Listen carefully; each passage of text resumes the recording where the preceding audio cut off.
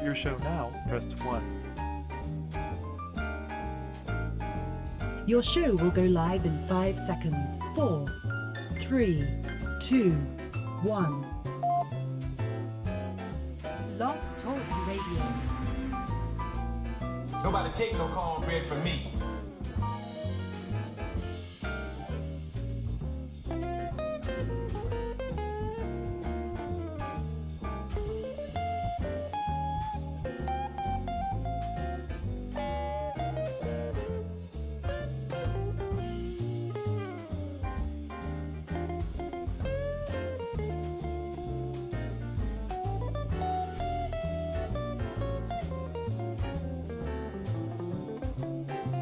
What up, Wolfpack? How y'all doing?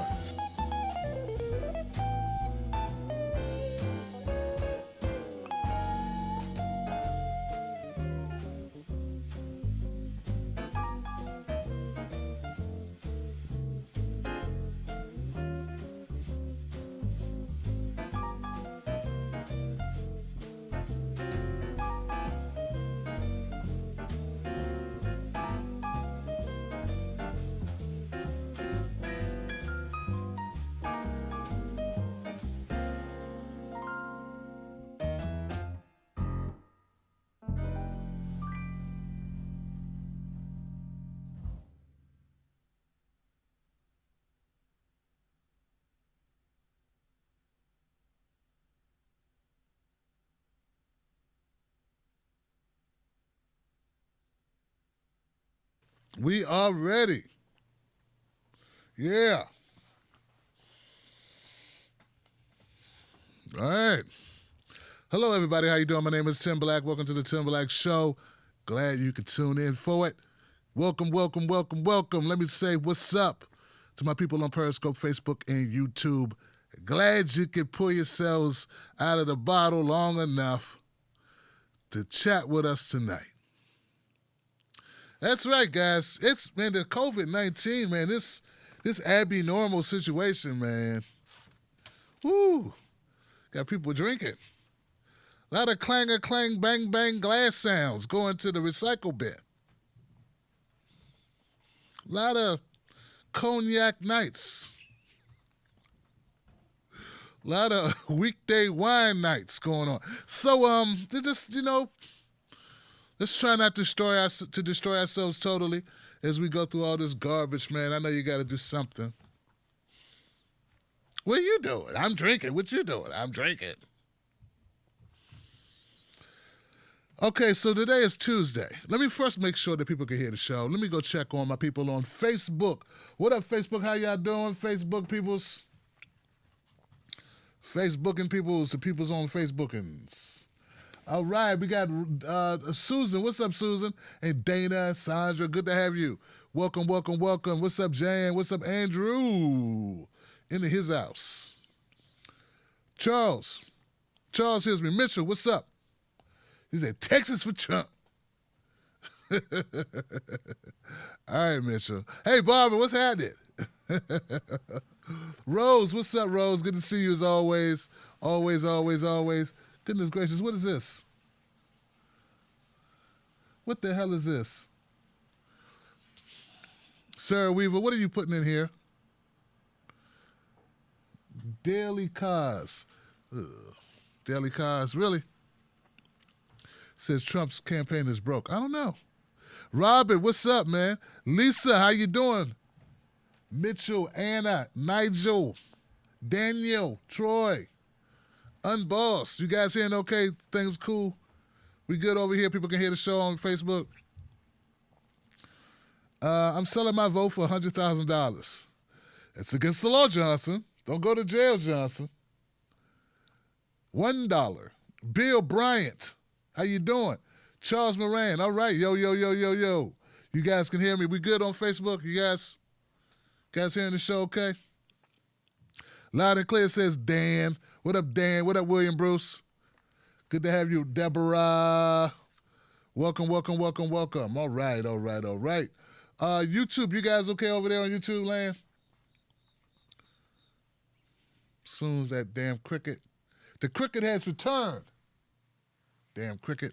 What up, people? How you doing, Brad? Thank you, Brad. Thank you, Papa Joe. The Squad Plus One. My New York City girl. Welcome, Corey Foster. They got the Tim Black Wolfpack in the house with Jilly Love, Corey, my NYC girl, Kelly M. in his house, Scholastic in the house, Kara's in the house, Mickey H is in the house. Man, people in the house, Tammy's in the house. Yes. Julie in the machine. Jewel in the machine. What up? Nikki, what up, Nikki? Emots. Students for Our Revolution. Thank you, New York City. I appreciate you. She says she likes the shirt. Thank you, Nikki. I appreciate it. Rodney, what's up, man? What you got on my 40, homie? Shauna Schaefer. Anthony. Anthony says, I voted green. See how proud they say that with? Such pride. I voted green. Biden supporters be like, well, I didn't vote for Trump, so you figure it out. Get that camera out of my face. But green people proud of their vote. They feel good about it. They feel like they make a strike back at the evil empire. That's it. They're fighting back against the evil empire. Trump supporters is like, woo! Going down with the ship. But the mixtape Wheezy up in here. Mixtape Wheezy that stumbled into the wrong damn live stream. I thought this was a Wheezy concert. Who's this guy wearing sky blue? Who's this bald head old dude up in here? Jelani. What's up, Jelani? And Daniel Mixon. Okay, guys, so this is thank you everybody for tuning in. We're packing the house. Great to see you guys. I appreciate you. Look, check this out. If you're new to the show on Tuesdays, what we do is we open up these phone lines. Let me put the phone number up. Phone number on display up in here. Booyah. 319-527-6212 is the number that you dial into if you want to be unanonymous. I mean, you can still be anonymous, but you got to give me some type of name so we say something like, okay. Like, you can make up a name. It don't even have to be your real name. That's fine. But you would get to speak your truth to power, get to say what's on your mind. And we're building a community here. It's called the Tim Black Wolfpack. You see these great people that showed up tonight. They're here to spread the news, to share some news, to get some news, and to be a part of the solution, not the problem. So here we go. 319-527-6212 is the number you dial into. What I usually do is I do a little monologue. I open up with a few stories that caught my eye that you may have missed while you were working, or doing your best to avoid COVID-19, or helping other people, or whatever you do. Walking your doggy, watching Tony Baker on Instagram, whatever you like to do. You know, whatever floats your boat. Giving out skibbity peps. Yeah, everybody's a Tony Baker fan, man. If I didn't care. I got a couple things I'd like to hit off before we get started. Oh, I want to say this. I had a short-lived comedy career where I went on and did some comedy shows. And I did pretty good. I did so good that they wouldn't take me out anymore because I was, doing so good. But here's the thing. Before I started doing comedy, I used to think, man, these guys are great. These people are doing this stuff. They're coming up with stuff off the break. They just, man, it's in their head. Like, because, I come from a rap background. I grew up with Ice Cube age and, Dr. Dre and Rakim. Rakim would say, KRS-One. I came up in that era, where hip-hop was, new, fresh, dope. And so I was used to, like, the freestyle thing. And I kind of thought that's what comedians did. I just thought that, because the dopest MCs, they would just come up and spit bars or say rhymes off the top of their head. And they could just be like, look at Susie with the jacuzzi, making me woozy when you come through here. You appear like in a hemisphere. Oh, dear, yeah, or whatever, right? And you got the, secret, deodorant. Nothing rhymes with deodorant. I don't care who you're going to get. But you don't say you get it. You just make up stuff. Your neck look like a spice rack with your chin strap on your back. Just make up stuff. Oh, wow, groundbreaking. But see, that was what the best rappers did. So I just thought that's what comedians did. I used to think that's what comedians did. They made up stuff. They go up on stage. And then I realized that comedians, most of the time, are saying old-ass jokes that they've been saying years before. The beauty and the craft of it is what they do is they're so comfortable saying it, you think it's a freestyle.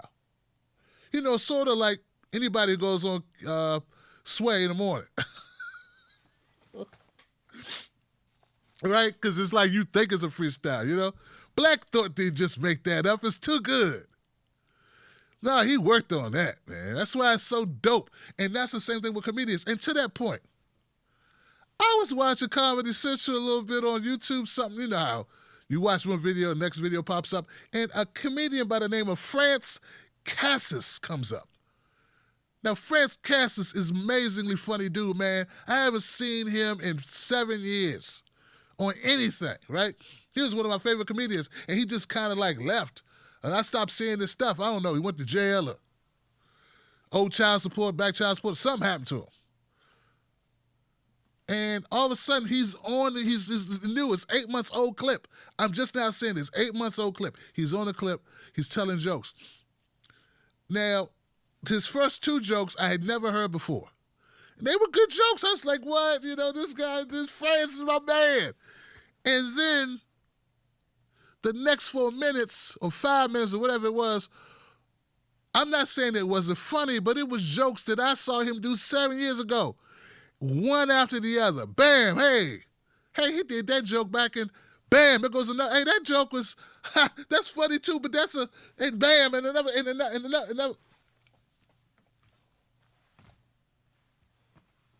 Man, his entire set was from 2012. I'm not hating, it was a good set. Which brings me to my point, and I say all that to say, thank you for doing what you do, France. I love you, man. I think you're amazingly funny. Your delivery alone is precious. It's amazing. It's dope. It's iconic, the way you shift in and out of characters. Joe Biden is like a comedian. And Trump is like a freestyler. Yeah, because every time I hear Joe Biden, he got 1 or maybe 2 things he say you haven't heard, but then he go right back to the old playbook. Now, if you really want to live on the wild side, you listen to Trump. Because Trump, he don't know what he going to say. He'll just say anything. He just throws stuff against the wall, just, Let me just say this. It's like little man runs in the back of his head, goes to that racist file cabinet of bad things to say that piss off certain groups of people. Okay, let's pick something out of the Mexican, piss off the Mexicans file cabinet. Okay, file number 62. Let me come out here and say that. And little feet runs to the front of his mouth and he says it. Then he's like, oh, God, then he says something else and makes up some other ad-libs. Then this little man runs to the back of his head, goes to that black file cabinet. Let me pick something out of here that doesn't make any sense. Let me pick something here to offend the blacks. And then little man runs to the front, jumps out his mouth. Blah! Same thing with women. Got to offend the women, but be equal opportunity. Little man runs to the back of his head. I guess you get it. And I'm not saying it's not good. What I'm saying is, write your rhymes next time. You need to write down it's okay to use the teleprompter. Trump's speech is starting to sound like he's just running out of material. The little man got tired. He's just, little man ain't even running no more. He's just walking to the back of his head now, and everything. He's just stopping at that first file cabinet that's full of complaints and victim. It's the victim file cabinet. Yeah, he's not insulting us like he used to. Guess he's not paying his workers like that's what he gets for picking up workers. Not paying them well. They strike. The worker went on a strike. It's not going all the way to the back of his head to get the racist and the misogynistic quotes. He's stopping right there at the, I've been cheated. I've been treated unfairly, which is a really lazy way to hold rallies. Very disappointing. You could do better, Trumpy. That's what I'm trying to tell you. All right, guys. So look, I got a couple stories I'd like to go through. And by the way, that was all freestyle. That was freestyle. That was a real freestyle. That's not that BET freestyle. This is real. That was real freestyle. That's why it wasn't that good. All right, here we go. Check this out. You guys ready? I got a couple stories. It's going to be short. Then we're going to go to phone calls. Let's see what we got here. We got people already lining up in the queue. Brow, you guys are doing it. All right. Now, this is disturbing. All right, this is disturbing on many levels. Let me jump to, let's see, it was number 2.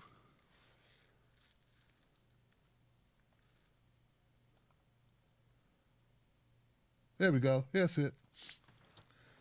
I saw this and I said, okay. Okay. Biden eyes GOP candidates for cabinet slots. Joe Biden. Joe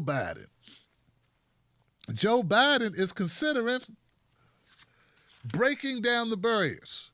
See, Joe Biden is even worse than we thought he was, right?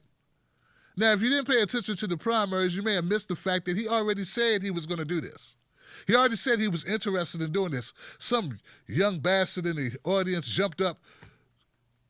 Joe Biden, we got a problem with Congress not getting nothing done and the country needs to move forward. Would you be opposed to, if we voted for you, would you be opposed to, putting some Republicans in your cabinet? And Joe Biden's response was, come on, man. All right, here's the deal, man. Of course I have no ethics. I stand for nothing. So it doesn't matter, man. I'll sell out with anybody. So these people obviously weren't paying attention. Joe Biden already made it very clear that he doesn't have an ideology, unless the ideology is privatization of public goods to sell to corporations, to screw over the little man, and put money in the pockets of corporations. That's his ideology. That and bomb, go to war, put money in corporations, take money from lobbyists, screw over the American people. That's Joe Biden's plan. That's his ideology. That's not so much an ideology as it is a mode of operation. It is a track record, is what it is. It says this. Now, this was in Politico. Progressives fret as Joe Biden's transition team vets a handful of Republicans for his potential administration. No, progressives don't fret. Progressives go, I told you. No, delusional liberals who call themselves progressives, who didn't pay attention to what I just told you, which was Joe Biden already said he was open to this because he stands for nothing. He stands for nothing. Where you been? See, people think that we don't like Joe Biden because we like Trump. That's not even it. That's not. I wouldn't like Joe Biden if Joe Biden ran against this pen. You understand what I'm saying? I would still be saying these things about Joe Biden because they are true. Joe Biden doesn't have something he's willing to stand on. And that's horrible because in times like these, the most income inequality since the Gilded Age, they say. 40% of black families living under the poverty line. 34% of black children living under the poverty line. We need somebody to stand for something. Reverend Barber talks about it all the time.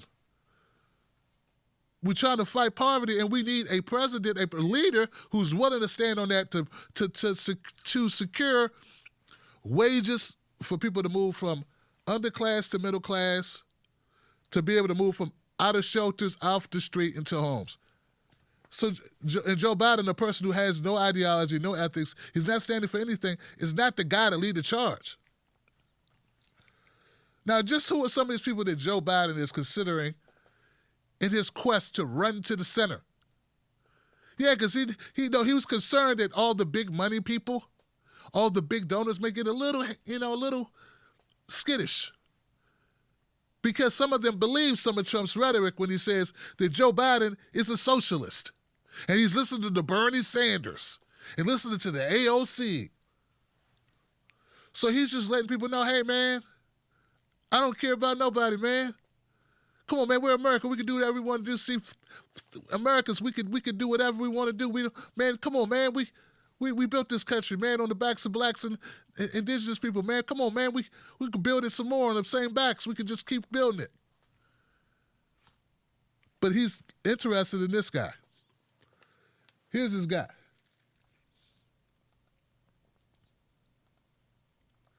Ooh, wrong guy.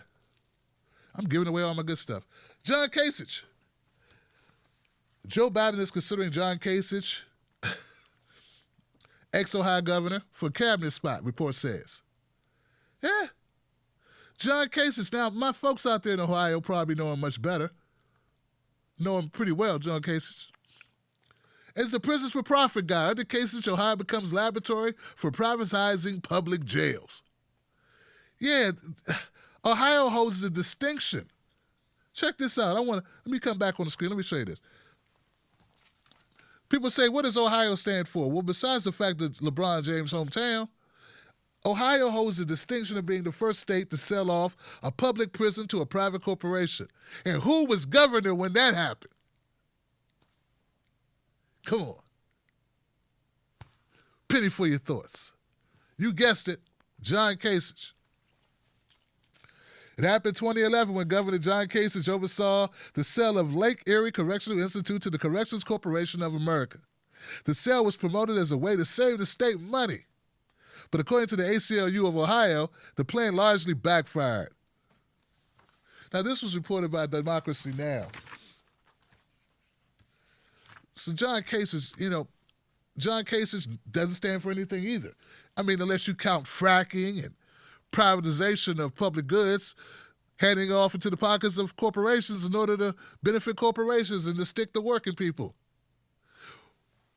Oh, man, it sounds just like Joe Biden. See, here's the thing, guys. Nowhere is it more evident. I can think of no other example that crystallizes my point better. And the point that you'll hear a lot of progressives say, which is, we don't really have two parties. We got two wings on the same bird. We don't really have two parties. We got a two-headed dragon. We don't really have two parties. We got one party that's schizophrenic at times. That's all it is. It's just, that's many faces. So these thoughts that people have that, oh, you don't like, what are you talking about? Look, I wish it was another way. I know that people are unhappy to hear it. You want to shoot the messenger. I know that's what you want to do. But you need to understand, it's not about hating Joe Biden. It's about being realistic. I do my best to make sure people are informed about Joe Biden because I want the revolution to continue.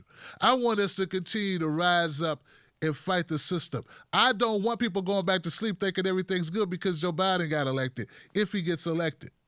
People did that under Obama. Instead of championing for these causes throughout, not everybody, not everyone, some of you stayed out there the whole time, some of you were engaged the whole time. Obama woke me up. Obama's betrayal of me and of black people who 96% of black people voted for Obama. Him betraying us after doing that for him, that woke me up. Sometimes it takes such a kick in the teeth where all your top is loose for you to become aware. What I don't want is for people to go back to sleep under Joe Biden and think, woo, glad that Trump nightmare is over. Now we can get back to high poverty rate, a mountain of student debt, war in 7 countries, vets freezing on the street, mass incarceration,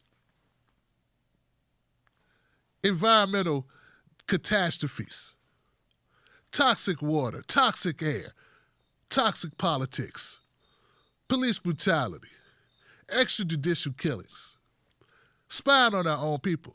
I mean, stop me when we're wrong. Stop me, when you get tired of listening of all the things that you want us to just shut up and get back to. I mean, I understand that COVID-19 has really shown the incompetence of Donald Trump and his administration. I get that all day. I understand it. I respect it. I believe it. You got me there, Johnson. But barring that, a lot of the other garbage, besides the hot rhetoric, besides Twitter, which Joe Biden promises never to do again because I heard he don't know how to use Twitter. Can't work the tweet. Just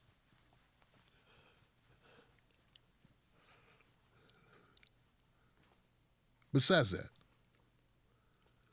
if Joe Biden has Joe Biden is more willing to pull a Republican or to appoint Republicans than he is to appoint Bernie Sanders or to appoint people who supported Bernie Sanders. Because all these people who are saying he's too to the left, if he was too to the left, who would be in his cabinet? But you know who will be in his cabinet? Wall Street. Neoliberals. Republicans. And to all those people who say it don't matter, it'd be different if I thought you didn't know or if I thought you were ignorant. You just worried about your bag. I get it.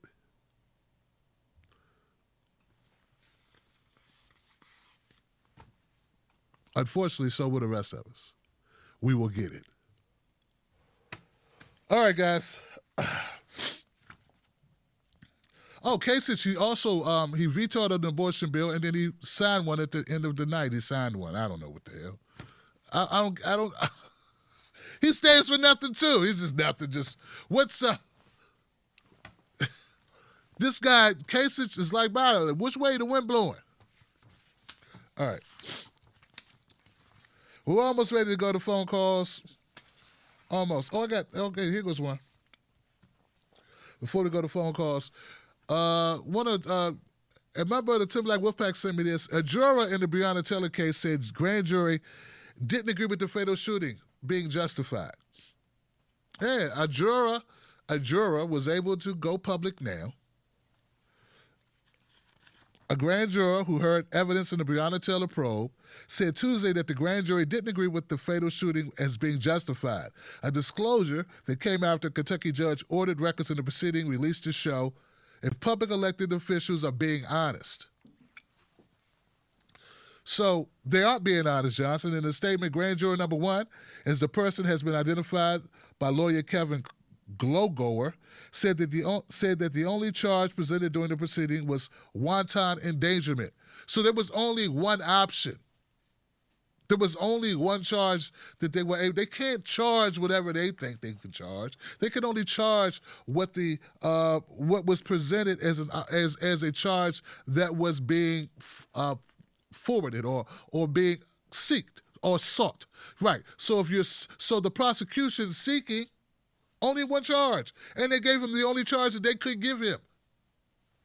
Former Louisville Police Department Detective Brett Hankerson was indicted last month on that charge for firing shots into the apartment of Taylor's neighbor on March 13th. Kentucky Attorney General Daniel Cameron, whose office investigated the shooting, has called the use of force justified. Now, we all know the story of Breonna Taylor. What we may not know, what people may not understand, is that Daniel Cameron and the power structure was very much intent on there being no charges at all in the Minnesota murder of this woman.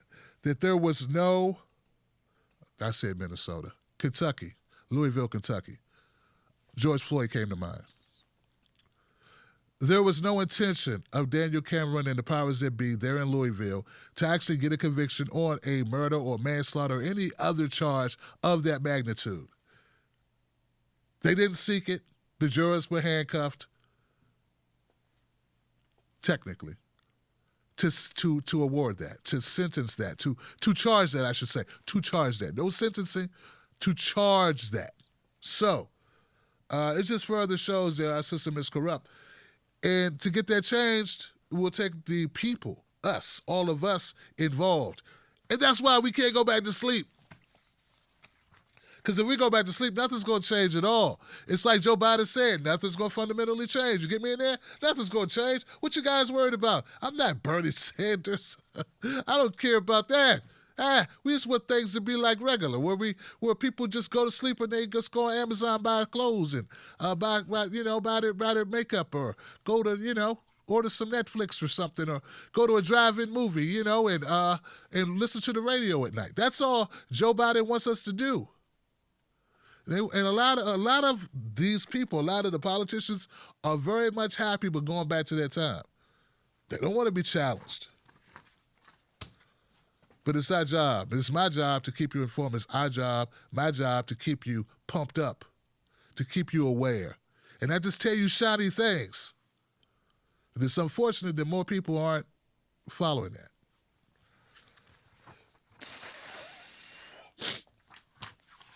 All right. Let's see what we got. I got one more story.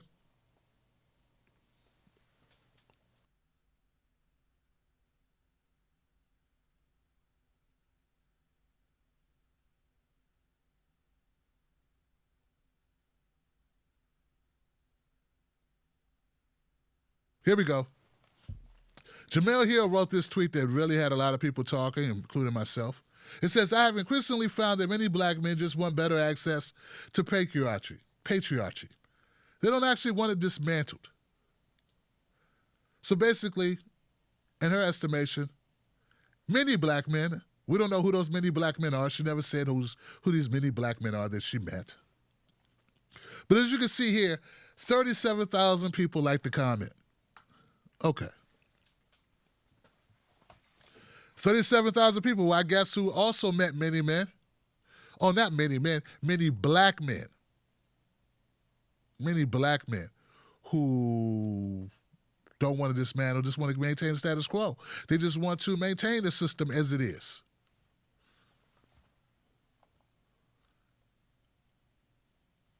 This is a problem.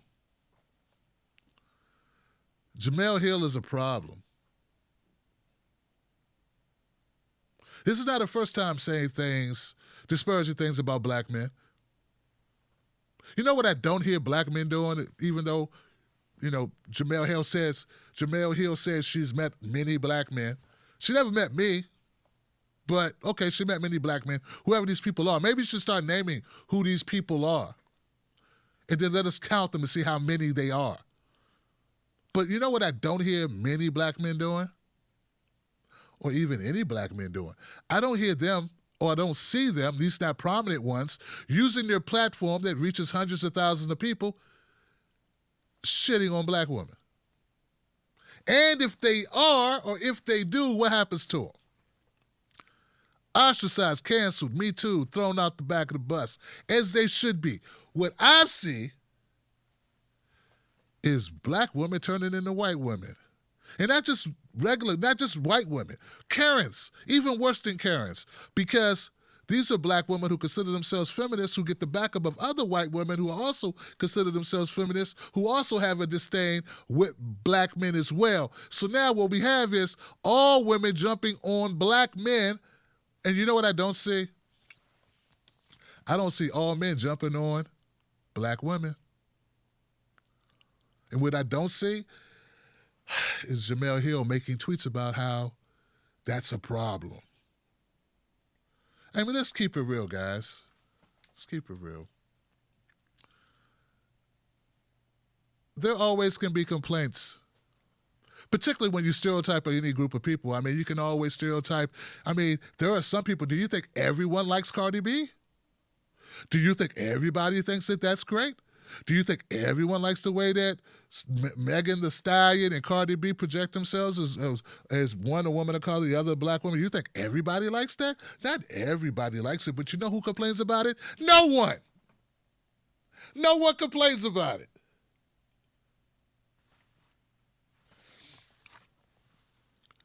Would it be fair to judge all women by somebody's attitude you like or dislike or whatever. No, it wouldn't be. But why is it okay for Jemele Hill to trash all black men? Why is that fine? See, it's just that season. It's a season where we throw black men under the bus, and then we run high behind white girl. It's that season because we know we can we get ascension by what? By dumping on black men who really have no allies other than black women. And don't get me wrong, everyone has allies. We're talking about it as a group. I have allies. At least they say they are. You know, because when people come for me, they got my back, right? Hey, where's everybody? The point is,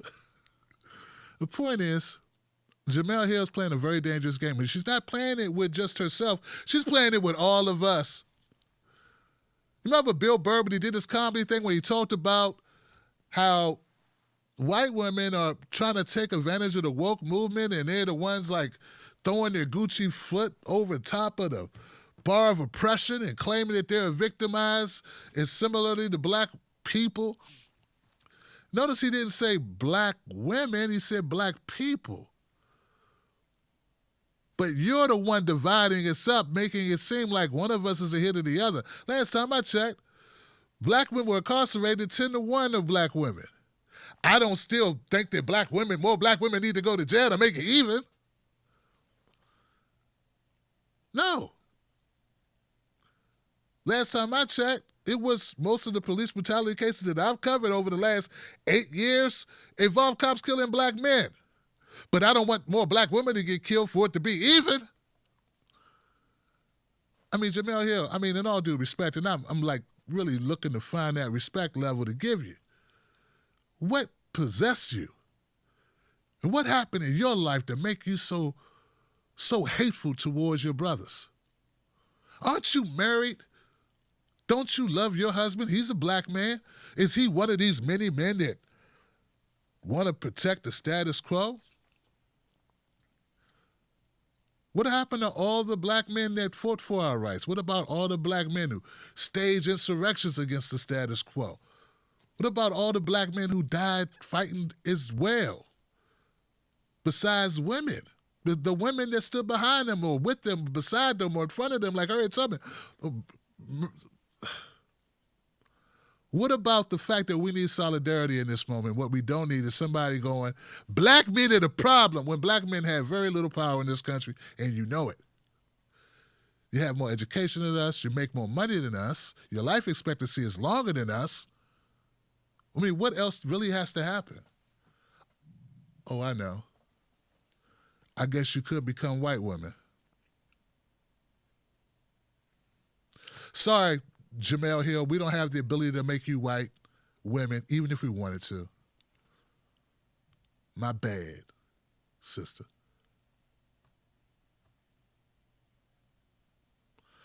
All right, guys, I'm going to take a break. We're going to come back. We're going to go to phone calls. 319-527-6212 is the number you dial into. Let's make it happen, Johnson.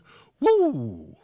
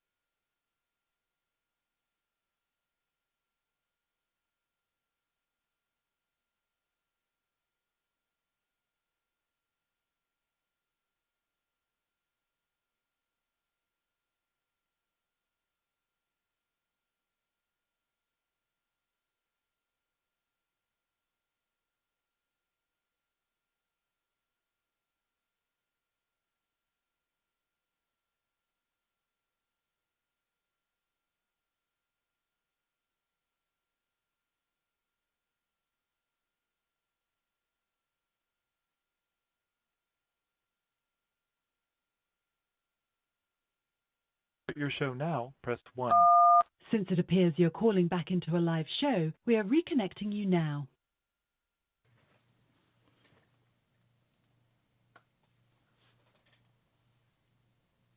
Hey, 301, can you hear me through the phone?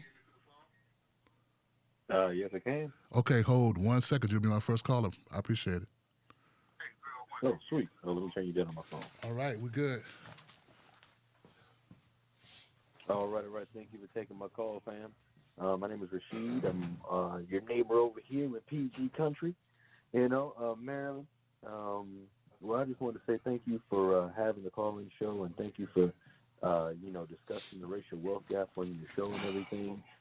Thank you for talking about, politics, trying to frame this away from that, all of us He black kept talking. males just Hold on trying 1 to second, vote. brother. Hold on. Oh, yeah. All right, let me, I got to do one thing to get this back on to, there we go. Hold on. This, no. All right. Okay. All right. What the hell? Hold on 1 second, 301. Okay. All right, 301, you're live. What's your name and what's your comment? We good now. Thank you for taking my call. My name is Rashid. I'm from over here in PG country. I'm your neighbor over here in Maryland. I wanted to call in and say thank you for, trying to reframe this discussion and, give voice to us because, it's insane that, like we as black males, we voted at 81%, higher than any other group. We voted 81% for Clinton. We vote Democrat, all majority of all the time. We just saw an article a month ago that broke down the Latino and Hispanic vote into like all the different countries where, the Spanish-speaking diaspora comes from. And I think it's crazy that they don't disaggregate that same data for us, as black people, because there's a lot of rich people who are black that come to the nation, and they tend to side, rich people tend to side with, them making money. So I kind of feel like, we starting to see like a lot of, black people jump over for the Republican Party. And, I'm not going to lie to you. I'm thinking that those people are people who just, are coming here. Could be. Not a lot of black folks, are living, rich on the hog. We got about 60% of our race living $200 billion below the poverty line. Mm-hmm. So, it's insane, for the news and, for all these, political, I don't know if they're pundits, but, people on Twitter and, to say to us that, we're not being loyal to the Democratic Party when we've been demanding the Democratic Party do, reforms for like all of these things in our communities for decades. I mean, it dawned on me that I was at a protest at 5 years old. I was at the Million Man March at 7. I have literally been, to more demands for our group than I can imagine, that I can even remember, before I even kissed a girl, and it's like insane to go online and, it's like, oh, well, y'all the problem. And it's like, no, like when you look down the disaggregated information for the last election, you see that black males came out for Clinton at like 81%. Well, white females came out at like 53%, like they came out, they did not come out in like a high enough number for Hillary Clinton. And they were, like the whole thing is that your demographic is supposed to come out for you for representation. And they didn't come out for that. They came out and they put more power into Trump, into the patriarchy, because they understand that they're married to white husbands, they have white fathers, and they're going to pass down money the same way that, a lot of rich people do. They're going to, hide from taxes. They're going to pass down money as much as they can. I think now you can pass down like $22 million or something like this, some outrageous amount. Don't quote me on that number, but I remember seeing it's some outrageous amount that you can pass down to your kids tax-free now, and it's not going to apply to like 99% of people because ain't nobody got like $20-something million to drop off to their kids, But, again, all that stuff was just to say, thank you for represent. Thank you for coming out and having a conversation. Thank you for, uplifting the data, because I'm not gonna lie to you, man. Like, just talking about that racial wealth gap, just talking about how black people been in this nation for 9, 10 generations, and you see that white Americans gained $33 trillion in new household wealth during Obama's presidency. Is like, it's you just start hearing numbers. You don't really fathom it. I had to look on YouTube to see, like, what does that amount of money actually look like, and to see that this guy, like, bumped up and then told black people nobody cares about excuses is like, what the heck are we coming out for the Democratic Party for? Like, why are we representing these national when the local people are, who's directly affecting us? It's like, if the National Party doesn't want to bend to the will of its base, then we need to remove them from power. And it's like, some of these people are just there because they're dynastic, they're dynasties, like, they're just winning because they've been there. Well, I hope this election everybody pushes those, people out that haven't been doing nothing for us, and I hope we get some adequate representation, because this is insane. Thank you for taking my call. Well, thank you, Rashid, for making that call, man. I appreciate you, and thank you for bearing with me as I got things straight, man. I appreciate you actually listing some numbers there and some data there for people to digest. Here goes something that a lot of people are talking about Ice Cube, right? So I think part of the reason why you're seeing so much that online is because of Ice Cube, and Ice Cube being willing to meet with the Trump administration, and the Trump administration using it as a way to say, hey, black people, we ain't so bad. When they talk about Cube going on these shows, there's one thing they're not talking about, they're not repeating, is the 1.3% of the stimulus that black businesses received, of that, I don't know, few $1 trillion that was given to businesses, black businesses only received 1.3% of that. I repeat, we only received 1.3%. 42% of black businesses closed due to the COVID-19 shutdowns, and we only received 1%. Now, we're 13% of the population, and we receive 1% of the stimulus checks for our businesses. So I don't know, maybe that would be something to consider. Maybe somebody would want to push the envelope and be considering maybe talking to Trump or Biden or whoever's in power, talking to both camps, because 1.3% is not a lot. And I guess if you're of a group, well, if you're unaware of these numbers, first of all, that's an excuse for you to say, hey, it's no reason to talk to anybody. Only talk to Biden, who's already said he didn't want to talk to you, maybe later. Talk to you later.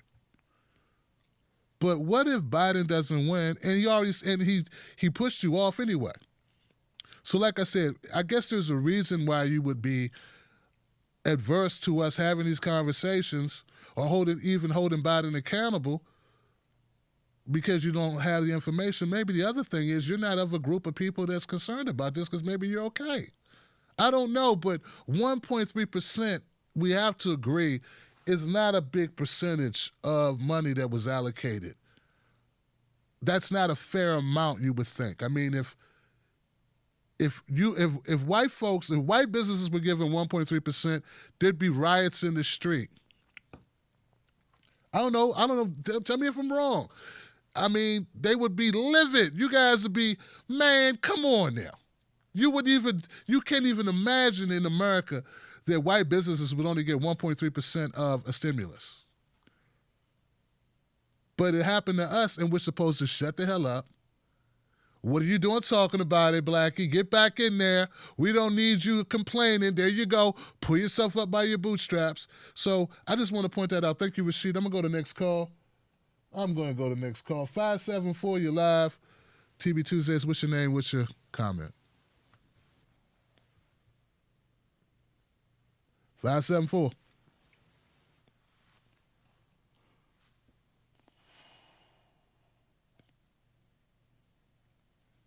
System's so janky, I got to give him a couple minutes because it could be the system. 574, you're live. It ain't that janky. They didn't want to sleep, Johnson. Okay. 718, you're live, TB Tuesdays. What's your name? What's your comment? 718. Hello. Hey, you're live, 718. How you doing? Hi, Tim. Tim. It's Anna from New York. How are you? I'm good, Anna. What's on your mind? Before anything, I wanted to let you know that every time you talk about or start mentioning rappers from the 80s, it starts bringing back a lot of memories, and it's always good to hear it. I've never heard, I'm not too sure if you ever mentioned, like, Grandmaster Flash and the Furious Five. Yes. And then let's not forget Eric B. and Rakim. They were fantastic. Absolutely. So just in case, yeah, it brings back memories. What I wanted to say is that people are getting angry at the wrong person when it comes to during these elections. There's a lot of elections that are coming up, not just the presidential one. For a big example, like let's say when Charles Booker was running and he was going against Amy McGrath. Now, he lost. Obviously, it was a lot of voter suppressions. There was a lot of locations that were closed early, and all these stupidity things that keep happening. And when Charles Booker decided to start helping out Amy McGrath, people became so angry at him, and there was just outrage. And I'm thinking, why are you angry at him? First of all, people should be angry and focusing on the DNC to bring your fury. That's where you need to really raise your voice at, and also do a protest at them. That are also responsible. You should be attacking them, saying, why can't you provide something safer and more reliable for voters? So these are people you go to, including the governor, including the mayor. Mm-hmm. These are the people you go after. You don't go after the candidate that lost. A candidate who worked hard, who really wanted to be there, a really true progressive. You don't go after the candidate. You go after all these people. And then there's another thing, too. Let's not forget the local election board. They're responsible for all of this. Why aren't people banging on their damn doors? Why aren't they going over there, yelling and screaming, protesting on a daily basis? They should start doing that shit now. Do it now, because all these different elections that are coming up, they're going to put fear. People can put fear in the heart of all these people, the politicians, especially the board elections, to make sure that they're being more responsible. So that way we can have more Charles Bookers and everybody else who are true progressives. This is what I don't understand. I don't understand, why are people putting their energy and their anger at the wrong person in the wrong direction. So I'm hoping that maybe this will help wake up some people and see if maybe they'll start focusing, okay, let's start going after these others. Jackasses that are running, and we need to stop this. We really do.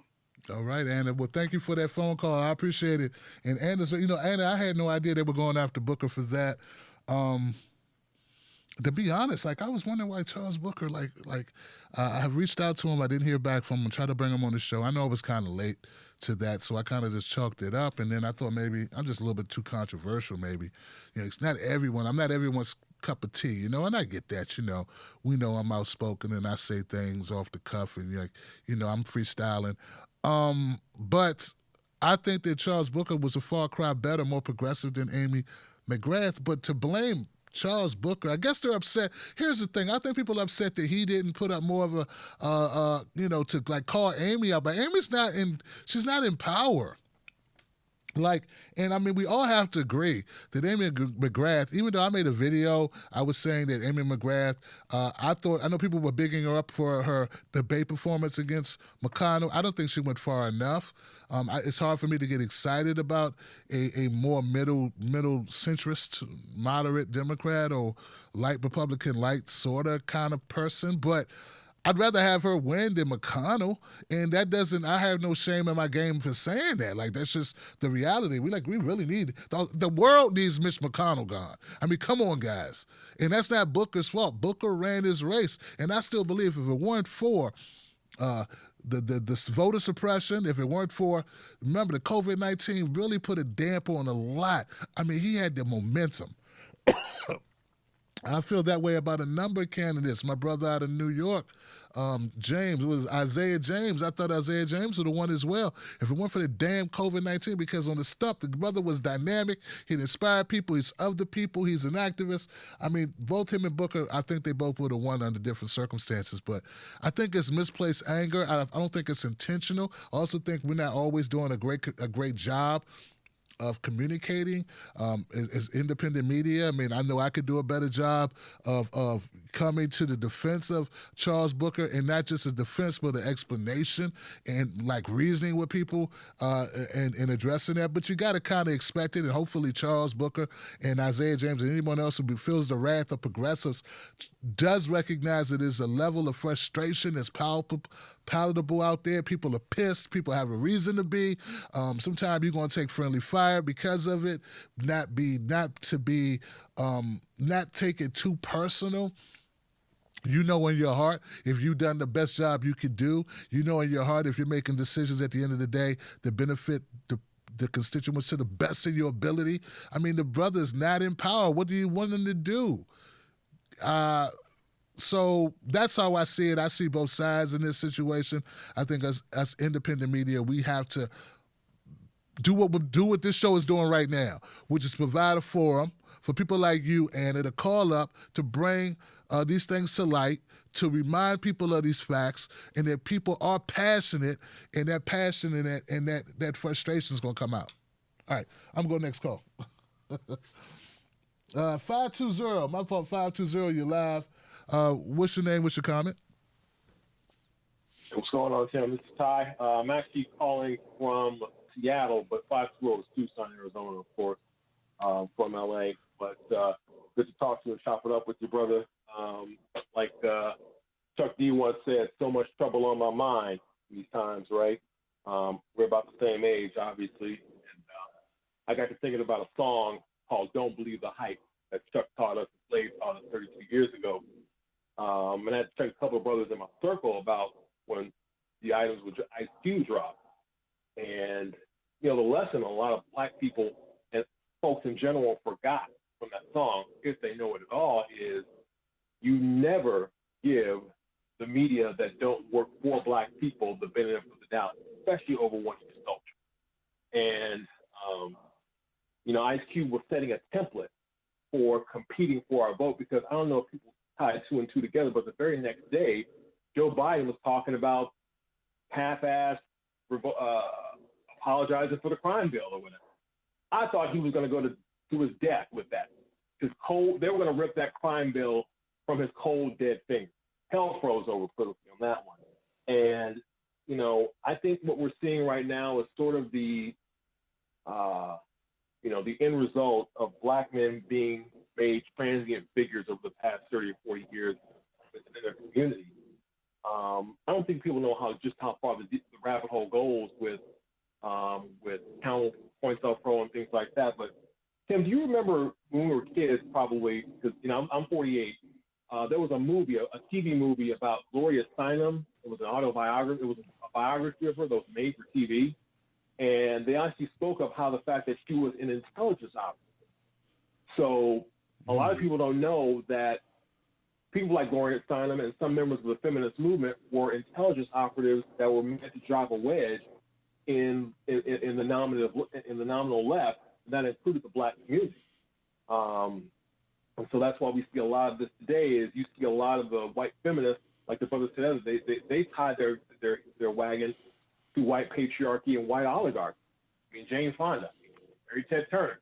But they got us our women selling wolf tickets, and we're trying to point them to that and say, see, this is what's going on, okay? Washington, I'm a felon, and I came to Washington to get my vote back. One of the reasons. Another reason is I was able to find a good job up here. And if folks were really concerned about us having a voice and having us voting, they'd be talking about mass reenfranchisement, particularly people who have served their debt. You know, and we can make a time period on it, maybe 5 years after that conviction, 10 years after conviction, whatever it is. Like the brothers said 4 or 5 years ago, they said if Hillary Clinton hadn't have passed all those laws, Bill Clinton had to pass all those laws, Joe Biden had to pass all those laws, to give me 20 years instead of 5 years, then maybe she would have had more people to vote for her. Mm. They didn't even think about that, you know? And when you speak of betrayal, see, Tim, that really spoke to me, and I don't think a lot of people understand because we want to talk at brothers, but we don't want to talk to them.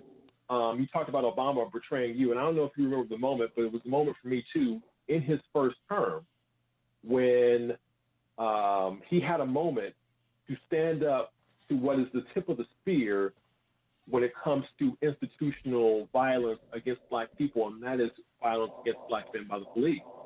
The Henry Louis Gates situation. And I have a friend who was a colleague of Skip Gates for a while. And Obama said the right thing. First off, he said the police acted stupidly. And I'm like, yes, a Black man standing up at the highest level. He's been elected to the highest position, and he's standing up to the police. Then and being the bitch asses that they are, excuse my language.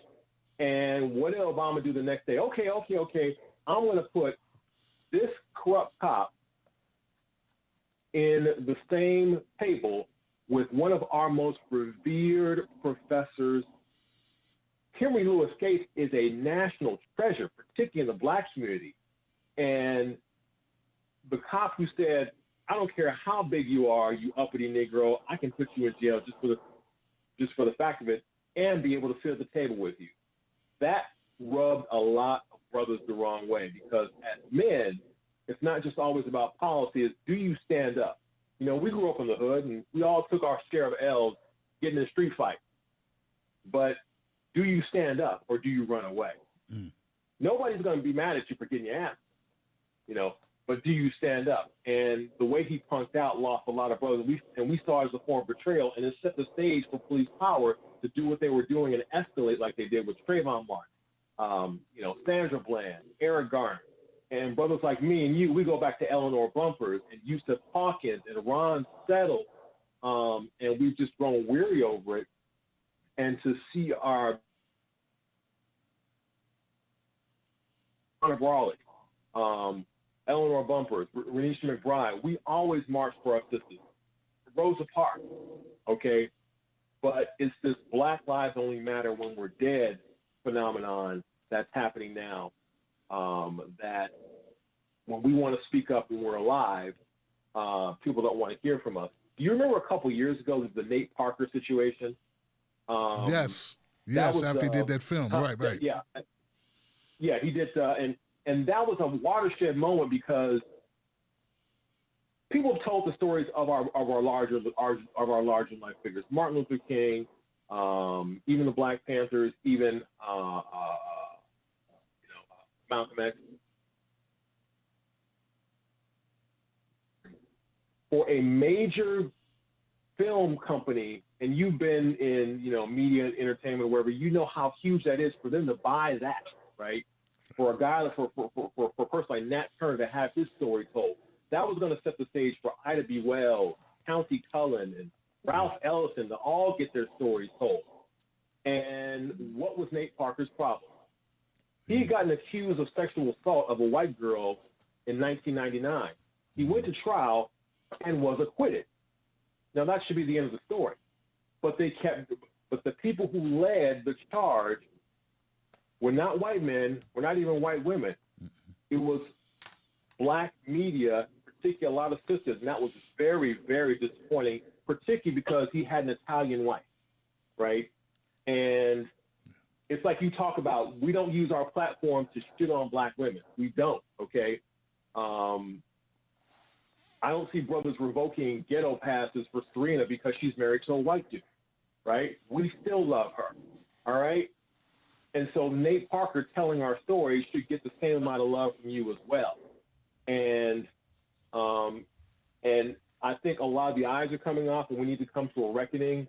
But there's some folks that need to get knocked out of the car, as far as I'm concerned, because they don't want us to come together because they're getting paid. It's in their. So there's a difference between an Oreo cookie and a sellout. Candace Owens. She's not an Oreo cookie. She knows she's Black. She very much knows she is, but she chooses to reject her Blackness. Someone like Kamala Harris, you know, I love her as another black man, but she did not grow up tied to black institutions, and neither did President Obama. We're talking about the black church, growing up in black schools and communities. She pledged AKA, and good for her. But a lot of people that are telling us what we're supposed to think are not tied to black institutions. You see the connection there is that they are not emotionally and psychologically invested in some of these issues as we are. And, you know, a lot of people don't know Kamala's connection to the entertainment business, Steve Mnuchin. He's a big-time executive producer. Her husband's an entertainment lawyer. That's the connection, folks. That's why she let Mnuchin off the hook, right? But talking about black women, she wants to put black women in jail for their kids being through it and keep brothers on parole past their parole date for fire labor. So, but yeah, brother. Yeah, we have to get on the streets for ourselves. You know, re-enfranchisement. We got to get out there and reclaim our communities and re-enfranchisement and get back into our children's lives and talk about presumptive joint custody, things like that, where we can get back in our kids' lives and start building again and start connecting with our brothers. So thanks a lot, Tim. Thank all you, the brother. best to you and yours. And I will continue to support my man. Thank you, Ty. I appreciate your phone call, man. Informative phone call. And to your point, man, when we say we don't, you know, I don't use my platform to go after black women. I do go after powerful black women that, you know, I don't punch down on black women. What Jamel Hill doing, what she's doing, she's punching down on black men. When you make broad mischaracterizations of groups of people, you're punching down on black men. Why would you do that? Like, Kamala Harris is one of the most powerful women in the country, a former attorney general, lead prosecutor, and now a VP nominee for the Democratic Party. That's not attacking some poor woman some poor sister, this black woman who's defenseless. I mean, she has a track record that I'm holding an account for, but I'm still not dragging out all her dirty laundry about, you know, her relationships or even her ancestry. I don't rock on that. We talking about, I would not support a cop who did her damnedest to lock up brothers and sisters. And if you think that I would support a male who was in her position, then that just goes to show that you don't think that I have any integrity and you don't know anything about me. And by and large, you don't know anything about us. I mean, we wouldn't be supporting Sheriff Clark. You think that if she was Sheriff Clark, if Sheriff Clark was in Kamala Harris' position, do you really think black men would be supporting her or supporting him? Is this really about sex? Is it really about that? Is that really what it's about? Do you think it's really that we would support Sheriff Clark more than we support Kamala Harris? I don't think so. If anything, I think more brothers are supportive of Kamala Harris because she's a woman, not in spite of. I think a lot of brothers are giving her. I mean, I looked at my comment section. I know if I went in on Sheriff Clark every day, 7 days a week, twice on Sundays, that there wouldn't be no brothers in my comment section and no sisters in my comment section going, "Hey man, that's not right how you treating that sister or that brother." But I get that with Kamala Harris, even when I'm calling out valid points about the prison labor, putting firemen and making inmates be firemen for $1 just to save money for California. Valid reason, valid criticism that she still hasn't spoke to. That she at this late stage has not spoke to those same questions that were brought up starting with Tulsi Gabbard, that were brought up again by Mike Pence, that you overlooked, that were written about and have been written about for several years by men and women in the media, that somehow never makes a light of day and gets dismissed as misogynistic or even worse, as black men hating on black women. And that ain't true at all. Not true at all. Look at the shade we're giving Daniel Cameron out there in Kentucky. Do you think that we would be supportive of him? If he was a woman, we probably would be a little bit more supportive, wouldn't we? We'd be thinking, oh, what could she do? She's just working within the system. Nobody giving Daniel Cameron that type of leeway, are we? We going at him, we running at him with razor blades and lemon juice. All right, I'm going to go to the next call. Thank you, Ty. I appreciate you. 219. There we go. 219, you're live on Tuesdays. What's your name? What's your comment? Hey, Tim, it's me, Izzy, again. Izzy, what's on your mind, Izzy? Well, there's two things that's on my mind. First, it's Joe Biden and also the whole Breonna Taylor thing. Well, the thing about Joe Biden, expect is gonna happen because the thing what I think most likely will happen is okay, yeah, sure, maybe he'll do like very little things that'll probably be better than Trump. But the rest of the things, it's just gonna be the same thing. Like the war, the endless wars, people not people still not insured with health care, and a shit ton of kids are gonna be in college, are still gonna have student loans to pay, and yeah, and another thing is that like it too much to these people who are hoping Biden wins. Okay, sure, I don't blame you wanting to vote for Biden, but don't expect him to really do a shit ton of policies that you think he'll do, because he's realistically just gonna basically be just be the nice version of Trump, like, and man, so yeah, and also when it comes to the Breonna Taylor thing, what pisses me off is that is that people defending police that like, oh, they had every right to shoot him. It's like here's the thing, when if somebody breaks into your house in the middle of the night, don't you think you're not gonna shoot back at them? I mean, like, because here's the thing, I had my house broken into one time, and it was scary as hell, and I really wish we had like something with us, but my dad actually had to beat his ass up with a baseball bat, and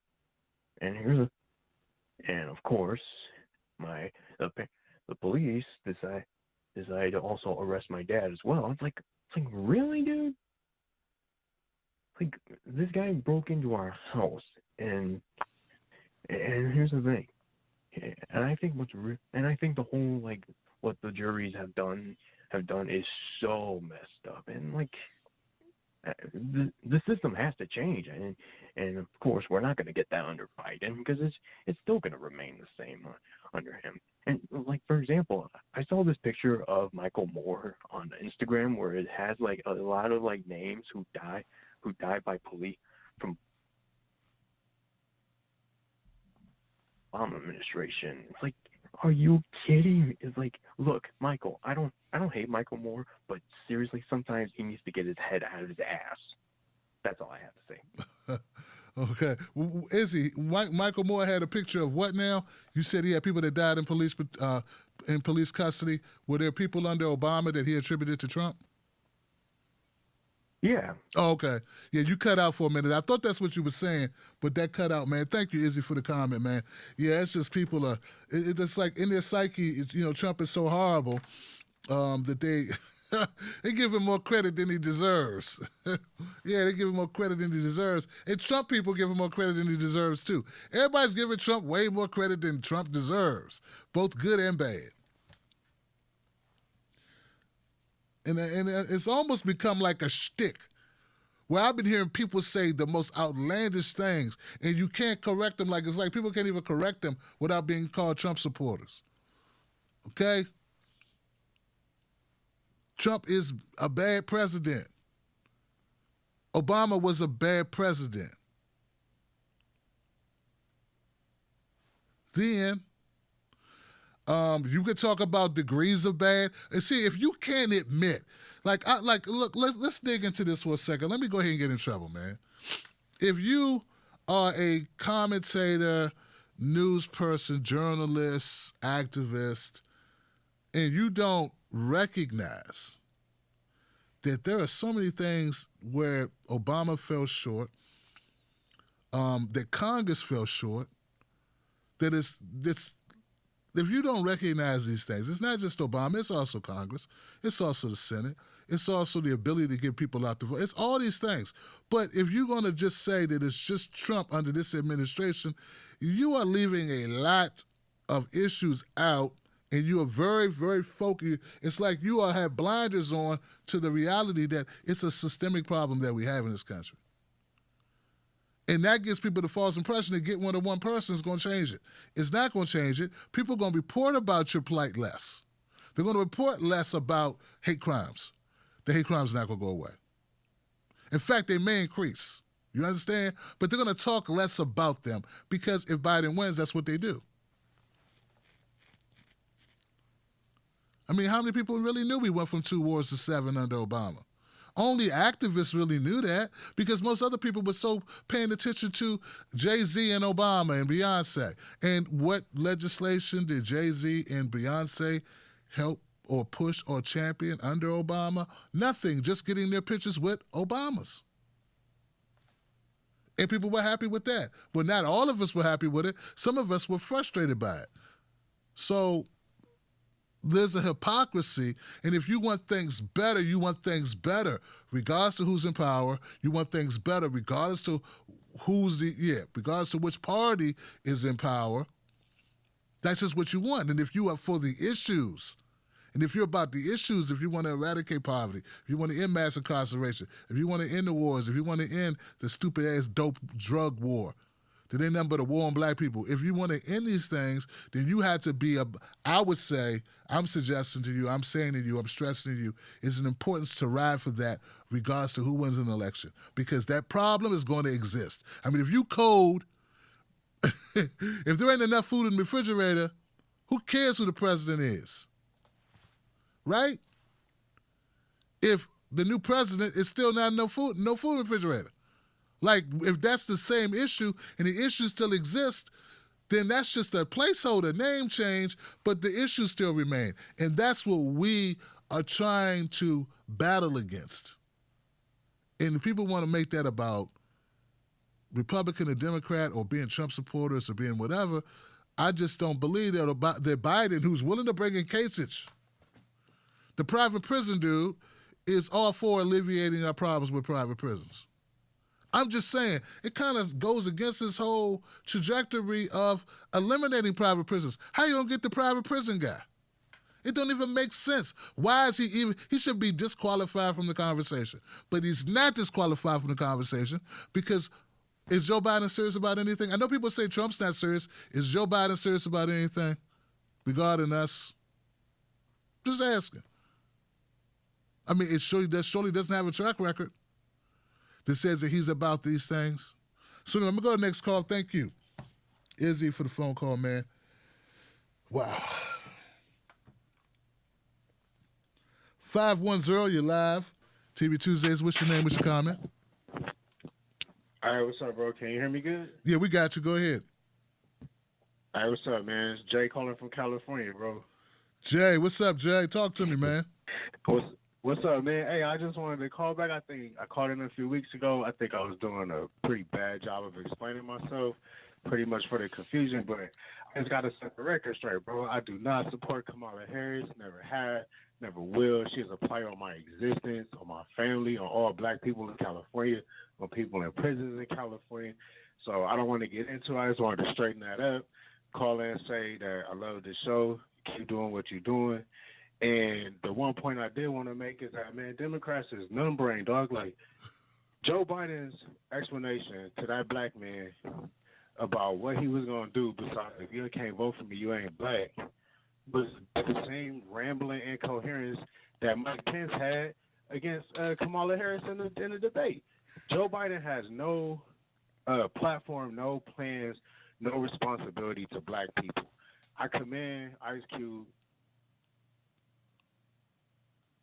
People are voting bloc front and center. They're not just going to be able to try to go somewhere else for it, and then our power can be used for something else. And so I just wanted to say shout out to Ice Cube, longtime fan. Shout out to you, bro. You know what I'm saying? Yeah. And keep doing what you're doing, man. Love the show, and you have a good night, bro. You too, Jay. I'm glad you called in to clear it up, man. But I don't know how we had that big a miscommunication because you sound like you straightforward about how you feel about Kamala Harris' tenure there, and you had it up close and personal. You being in California, man. So you're pretty much aware of her transgressions and how she treated people when she had authority. It's one thing to be a person you're brand new, and all I can go on is what you say that you believe in, and I could try to size you up and see if it makes sense, like you're gonna do what you say you're gonna do. But if you have a track record, I don't even really gotta listen to what you say you're gonna do. I just go back and look at people and say, well, what did you do? And then when I look to see what you've done, and I see you haven't been champion, like she wasn't championing to get people out of jail. She wasn't championing to get people off for nonviolent drug offenses or even violent drug or even violent offenses. She was keeping people in jail who didn't need to be in jail. That's what she was doing. I mean, when I go back and look at the record, it's what it is.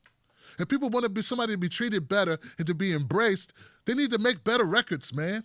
I mean, it doesn't work any other place. The people are so disconnected from reality, man. Would you go back to a restaurant where you got food poisoning at? And if you read Yelp reviews, it said the restaurant, people died eating the food. Who wants to go to the restaurant? This is getting plain stupid now. Now, if there's a black bit, like, look, man, I support buying black. We need to support black businesses. They're under-monetized. They're underfunded. Okay? And people do not frequent them to the level that they do white establishments for whatever BS old Jim Crow shit in their head. Okay, please consult Dr. Joy DeGruy to find out more about the slave, about these issues concerning blackness and color and these other things. And I talked about it with Bill Duke as well. But my point is this: if I'm looking at Yelp and it's a black restaurant and I want to eat there, I'm thinking about it because they serve great, sushi. But then I read in the comment section, the people's telling me stories of getting food poisoning in the store. You think I'm going to go there and buy just because they black? No. And would you? No, you wouldn't. You'd be like, hell, I know it's a black restaurant, but people died eating there. Then why do you think that people who look at Kamala Harris's record should overlook that people died under her, or the people who suffered under her, or what she stood for and how she served these people in California, and still go and buy from her? I mean, it doesn't make sense. You would not use that logic with anything else, let alone food, but you're using it with our politics? Now, I can't stand Mike Pence. Mike Pence is horrible. Mike Pence is a throwback to a time we don't need to go back to. And believe me, I believe that Mike Pence is more dangerous than Joe Biden, but that does not mean I won't tell the truth about Kamala. I did a video on Mike Pence. You didn't want to watch it. I undressed Mike Pence, not literally, figuratively. I dressed down Mike Pence. I told the truth about Mike Pence. I'm one of the few people that actually took time out and covered his ass in a long-form video. I've covered Donald Trump. Well, I'm not going to avoid covering Kamala Harris because she's a black woman. We're getting to the point now where it ain't going to matter, man. People made their minds up. We're going to go to the polls. People are going to cast their vote, at least try to, and we'll see what happens. But what I find disgusting are people that I know are educated who know better, man. They just want to live better. They don't want us all to live better. They want themselves to live better. They don't want us all to do better. They just want to enjoy. And that's not good. That's not collective politics. That's not truth telling. That's just selling out. That's just corny. And I understand you don't want to be a pariah. You don't want to sacrifice your career. But that's what courage is. That's what leadership is. Just admit it. You're not leaders. You're not on the cutting edge. You're not in front. You're just people picking up paychecks. And that would be okay if you weren't misleading people and you weren't telling them that we are the enemy when we're the ones fighting a good fight. You're the one who gave up the fight to go to nice cocktail parties, to wear red bottoms. All right, I'm going to the next call. I tell you, man, you guys get me pumped up, man, because I know you're out there and you hear what I'm saying and you believe, and you know there's got to be we need to hold people accountable. 240, you're live. What's your name? What's your comment?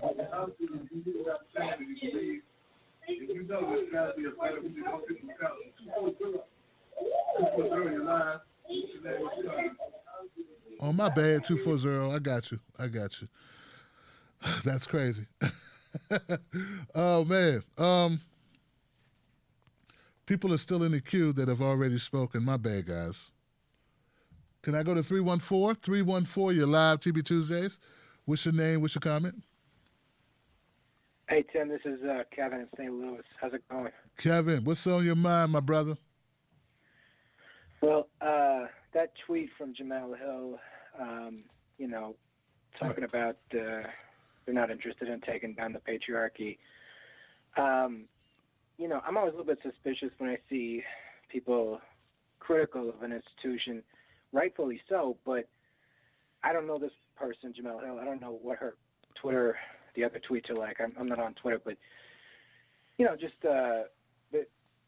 if you're advancing the opposite of patriarchy, matriarchy, then that's one thing. I'm for that. But there's just so much of this stuff out here where people are just saying, well, I don't like this, I don't like that, and they're not really for anything. And I think that's what, you can single these kind of people out and just say they're just taking up space and making sounds, and they're not for anything. And there's so much policy that needs to go through to advance a cause like matriarchy, which is a word you don't hear people talking about. It's been a while since I took anthropology, but I think matriarchal cultures are basically less concerned with people having lots of personal possessions, less concerned with ownership of property, and they tend to break down the walls between families so that the family sort of becomes more like the community, which is something we could really use here because we're very isolated. Even before all the COVID stuff, there's a very isolated atmosphere in this country. And the other thing I'll just say is it's kind of telling that she releases this opinion on Twitter, which is in its guys is Facebook. These are all Amazon. These are all patriarchal corporate structures because they're there to have people give data into a system and then have it sold to other corporations. And a lot of people don't understand that that's how they work, but that's why it's sort of free to use YouTube or free to use some of these websites because they're selling all your information, and they're looking at you as just a possession. Okay. That's why they want you to use the website for as long as they can keep you on it and make you addicted to it. Right. Kevin, And, I think we're having a miscommunication on what she means when she says patriarchy. She's talking about male-dominated systems in our society where men have most of the power, where men control the power structure, the lineage to pass down the money as defined as the leadership and moral authority, social privilege, and control of property. So it's more from a feminist bent where, women are subjected to men dominating in society, and matriarchal would be the opposite of that, where women, women are the head of the household, and women are in control. Women are, the head of politics or in government. So that's what she's talking about. It's from a more feminist standpoint. Okay, yeah, but that's part of matriarchy too. But I guess I don't see how anybody's advancing those notions by just saying, singling out people and saying, well, this person's against, or this person doesn't do anything to take down the patriarchy. Especially, like I say, I think that these websites are fairly patriarchal in their structure too. Gotcha. And then you know what? You're absolutely right, because that's who owns most of these websites. The tech boom, there's been a lot of conversation in tech about the lack of diversity, the lack of women giving these positions and being able to really get a foothold in the tech industry. I don't know if that's changed, but I know that was a concern that people were talking about it. And I'm not saying that she's wrong that there aren't systems in place where women are not given these opportunities and the women aren't excelling at the same rate as men. I agree. But to say that that's because of black men, when black men hold the least amount of these executive positions, like what decisions, what are black men doing that's holding black women from being president? So once again, that's probably what she's talking about, Kamala Harris. She's a big-time Kamala Harris fan, and she interviewed Kamala not long ago. Maybe that's really what she's referencing, and is really what has her so upset. But like I stated, man, the average black person, the average black man is not, I mean, hell, man. Help us get our voting rights back. Maybe then we can help you more. But I'm just saying, like, we disenfranchised in this country to a large extent, man. I don't get it. But anyway, I thank you for the phone call, Kevin. Yeah, I just think there's a different take on what she's talking about there. And don't get me wrong, I'm not saying there's not work to be done in these two areas. I just don't see why blaming each other is going to get it done, man. Like, that's not, we all know this. Oh, white guys running this shit? Come on, man. Even white people know this.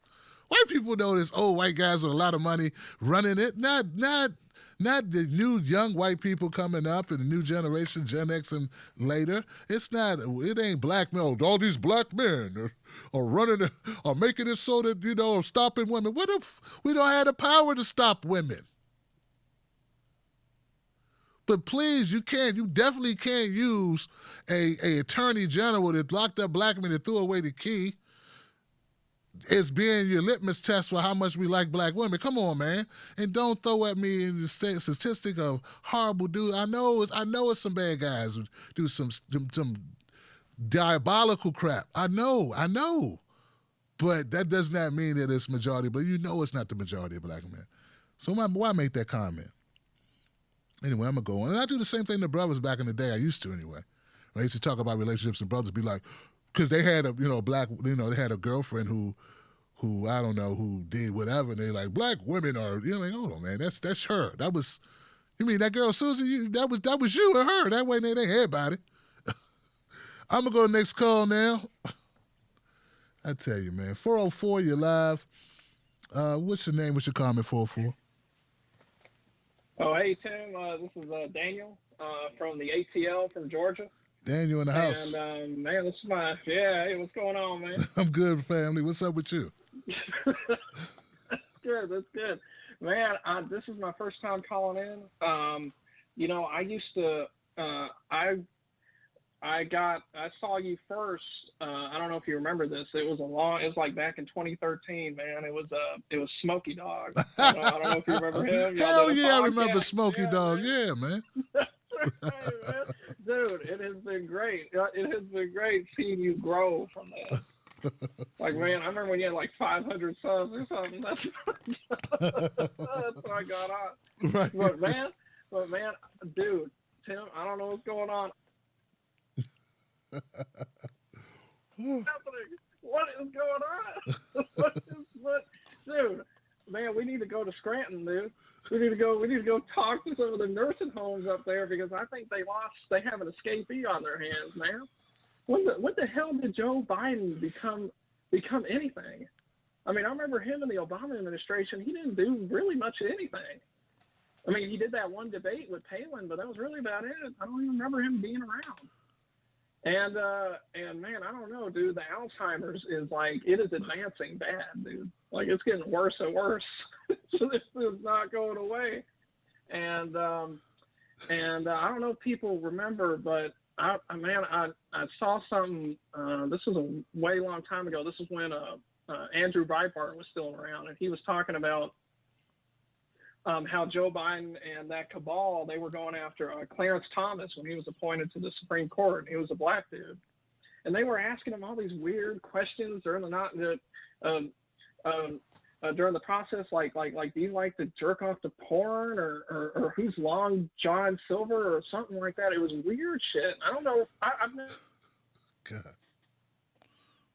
And the whole Clarence Thomas thing, but it's just a weird time right now, man. I just do not know what's going on. And then he picks the weirdest candidate in the world, the one that the one, his DP, the one that attacked him on, in the debates.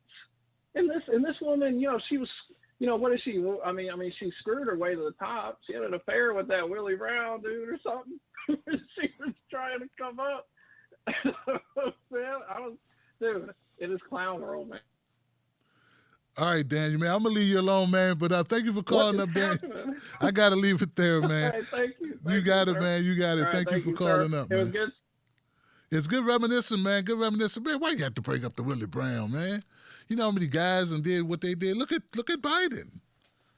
I haven't forgot about Tyree's allegations against Joe Biden and allegations against Donald Trump either. So there we go. Gosh, man. But I will say this. I saw a recent speech that Donald Trump gave in Nevada. He looked pretty spry.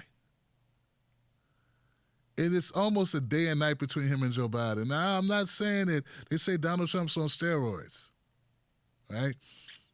No. Biden need to take some steroids. I don't know, man. I'm just wondering if they got the stamina.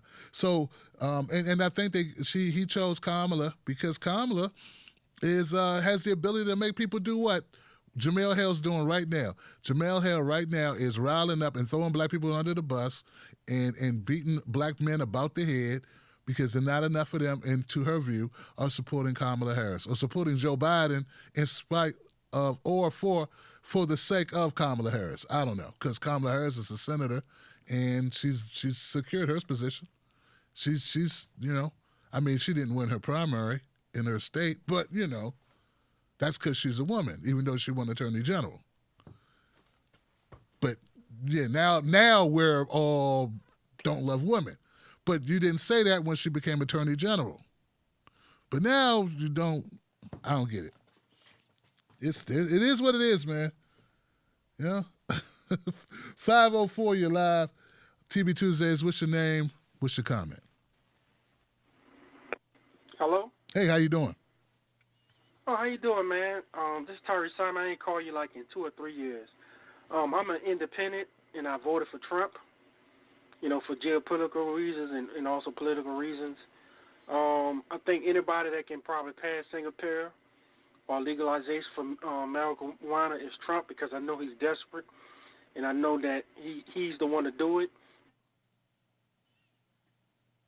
Pharmacy companies, and he's for the military-industrial complex. Trump, too, he's for the military-industrial complex, too. Not only I'm a Trump supporter, I support Jackson Ventura, Tulsi Gabbard, Nina Turner, Ryan Paul, Ross Perot, everybody that's outside the box dealing with libertarianism and progressives, I support. All right? The reason why they got Kamala Harris is because she's half Indian, and on the geopolitical stage, we all know that the U.S. is trying to push China back against the wall and also to destroy the Belt and Road Initiative because China is making inroads into Africa to build it up in the Middle East. So what they're trying to do is they're trying to push India in the camp into NATO with the U.S. so they can use India as a dagger towards China to maybe one day collapse China inwardly. Okay. Now I'm not a fan of China, but at the same time they have every right to self-rule. I don't like what they're doing to their own people with communism and all that, but they're their own sovereign nation. Now, okay, me personally, dealing with Trump. Back to Trump. Trump is surrounded by corrupt politicians such as Muchin. What that guy brought up a couple of calls ago. Muchin was saved by Kamala Harris. Most people don't understand that. 2008, he could have been brought up on charges because he kicked out thousands of people out their homes in California. And that's why you have California homeless rate went up because of the 2008 implosion. That was from the result of 96 bill being canceled dealing with the Glass-Steagall, okay? So Muchin is in Trump cabinet. He got to be kicked out. Christopher Wray got to be kicked out because he's holding up the D-class. And Mike Pompeo, he is actually a Bolton. He's a John Bolton. And I feel to believe he mean no good to Trump campaign. And what they're doing, they pigeonholed Trump back. Promises, because remember, I don't know if people remember, Trump did promise something dealing with Medicaid or single payer. He did promise something dealing with single payer, dealing with Glass-Steagall and pulling all the Trump troops out. These same people that's around him is keeping him away from that 2016 Trump and they're keeping him just focusing on his base only. Trump had to start reaching out to the liberals, the leftists, the moderates, and the independents to get him on his board. He have to start pushing legalization of Medicare, legalization of marijuana for medical use, single payer. Take them troops and bring them home. You're going to have to fire those generals, like General, what is his name, Milley, talking about he's not going to bring the troops home. I don't know if people know about that. Trump was talking about he was going to bring the troops home from Afghanistan. Then Milley said, no, not yet. Who are you? He's the president and you're a general. So Trump is surrounded by all these people. I'm not trying to make an excuse for him because he did employ some of these people like Bolton and Mike Pompeo and his rest of these people, but he's going to have to start doing something. They're trying to get him across that line with the minimal votes. What he should do is go all out, pull them troops home. If General Milley have any excuses for that, fire him. Mike Pompeo, fire him. Gina Haspel, get rid of all of them. Terry. And start over with a new group. Terry, my brother, you do realize that this is Trump in his second term, right? Entering into a second term, right?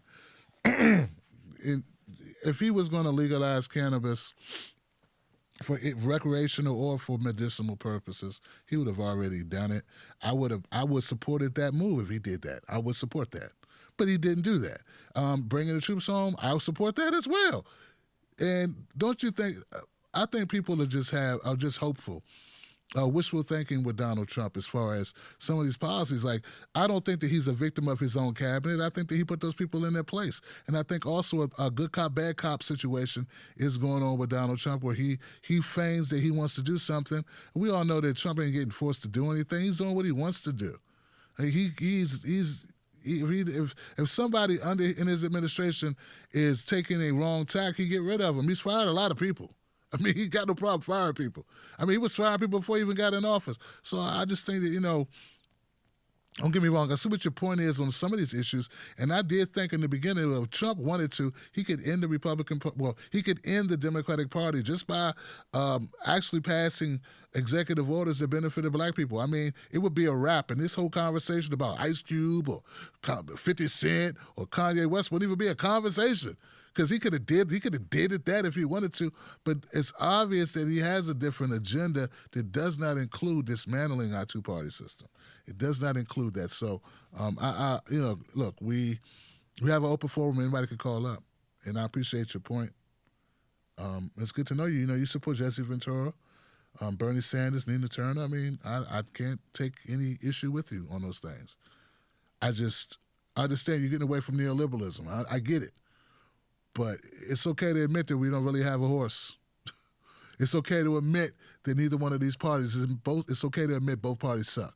It's fine. They just do. And that's the whole point. We're on a quandary because of the options being what they are. You get what I'm saying? But thank you for the phone call, Terry. I appreciate it. 313, you're live on TB Tuesdays. What's your name? What's your comment?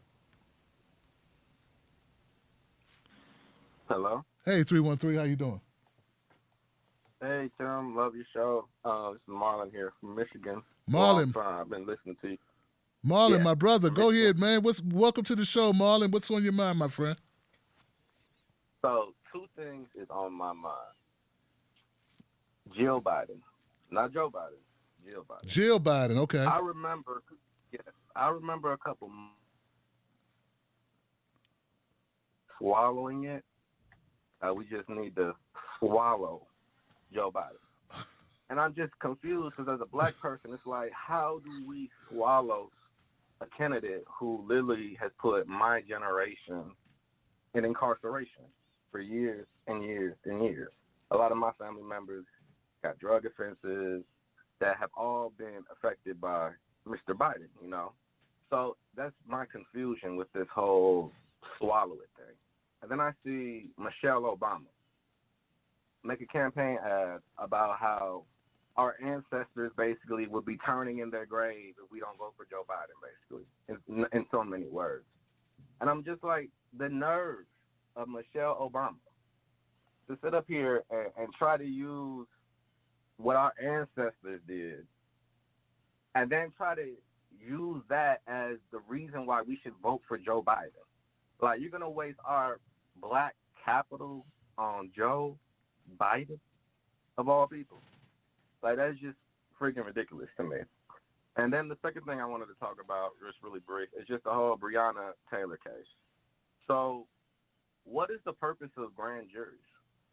You know, is what I'm starting to realize. Just like in general, like in America, like what is the purpose of a grand jury if the prosecutor is basically just able to go in, say the charge they want, the grand jury listens to whatever the prosecutor wants, and boom, boom, bam, thank you, ma'am. Like, I don't understand, like, why do we even have a grand jury if the prosecutor can just basically tell them what to do and what to focus on? And, you know, with the whole thing about how one of the jurors came out and basically said that, you know, I forgot his name, the AG, the Cameron, Daniel Cameron. Yep.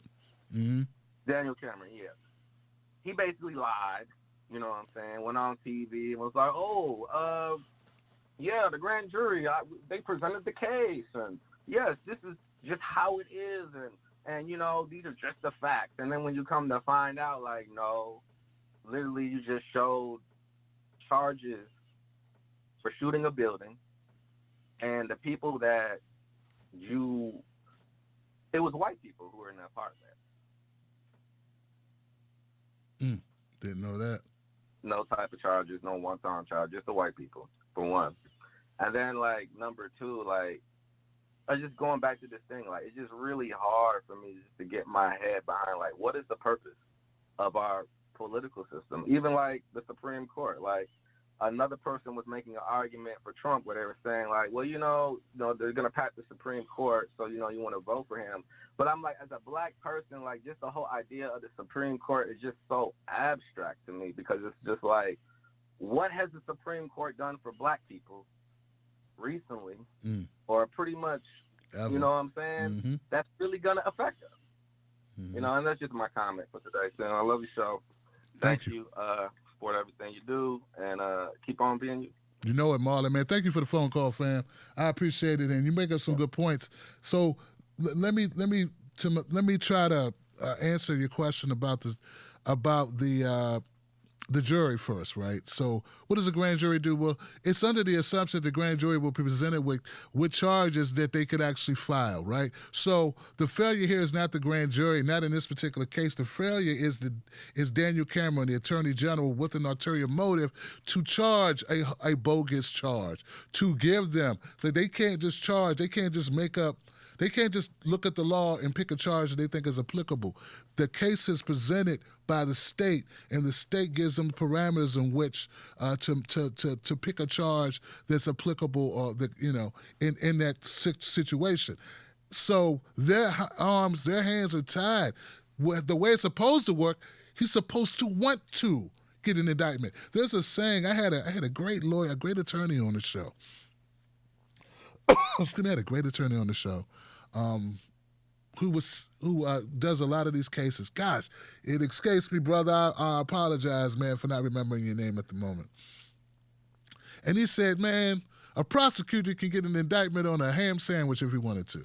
Because the way it's like the preponderance of the evidence is like the threshold for getting a charge is not a high threshold. I mean, it's just to charge, to go to court. It's not a conviction. Right? So if Daniel Cameron wanted to present evidence in a way that would make it more likely for, what is his name? Hankinson, that's it. Hankinson, the one who fired the predominant shots, or the other officers who also fired an exuberant amount of shots, he could have done that. He just doesn't want to do that.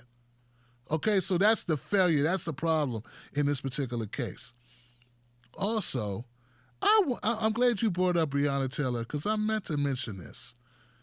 I got all these people, and have had all these people, who point to the idea that Kenneth Walker fired first and shot an officer, and what do you expect him to do? Listen, Kenneth Walker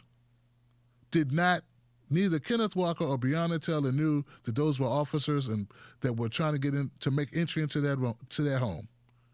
You know how do we know? Because Kenneth Walker called his mama. He called his mama crying that his girlfriend had been shot. And the mom said, call the cops. So he calls the cops. Now, why would Kenneth Walker waste time calling cops if he knew it was cops there?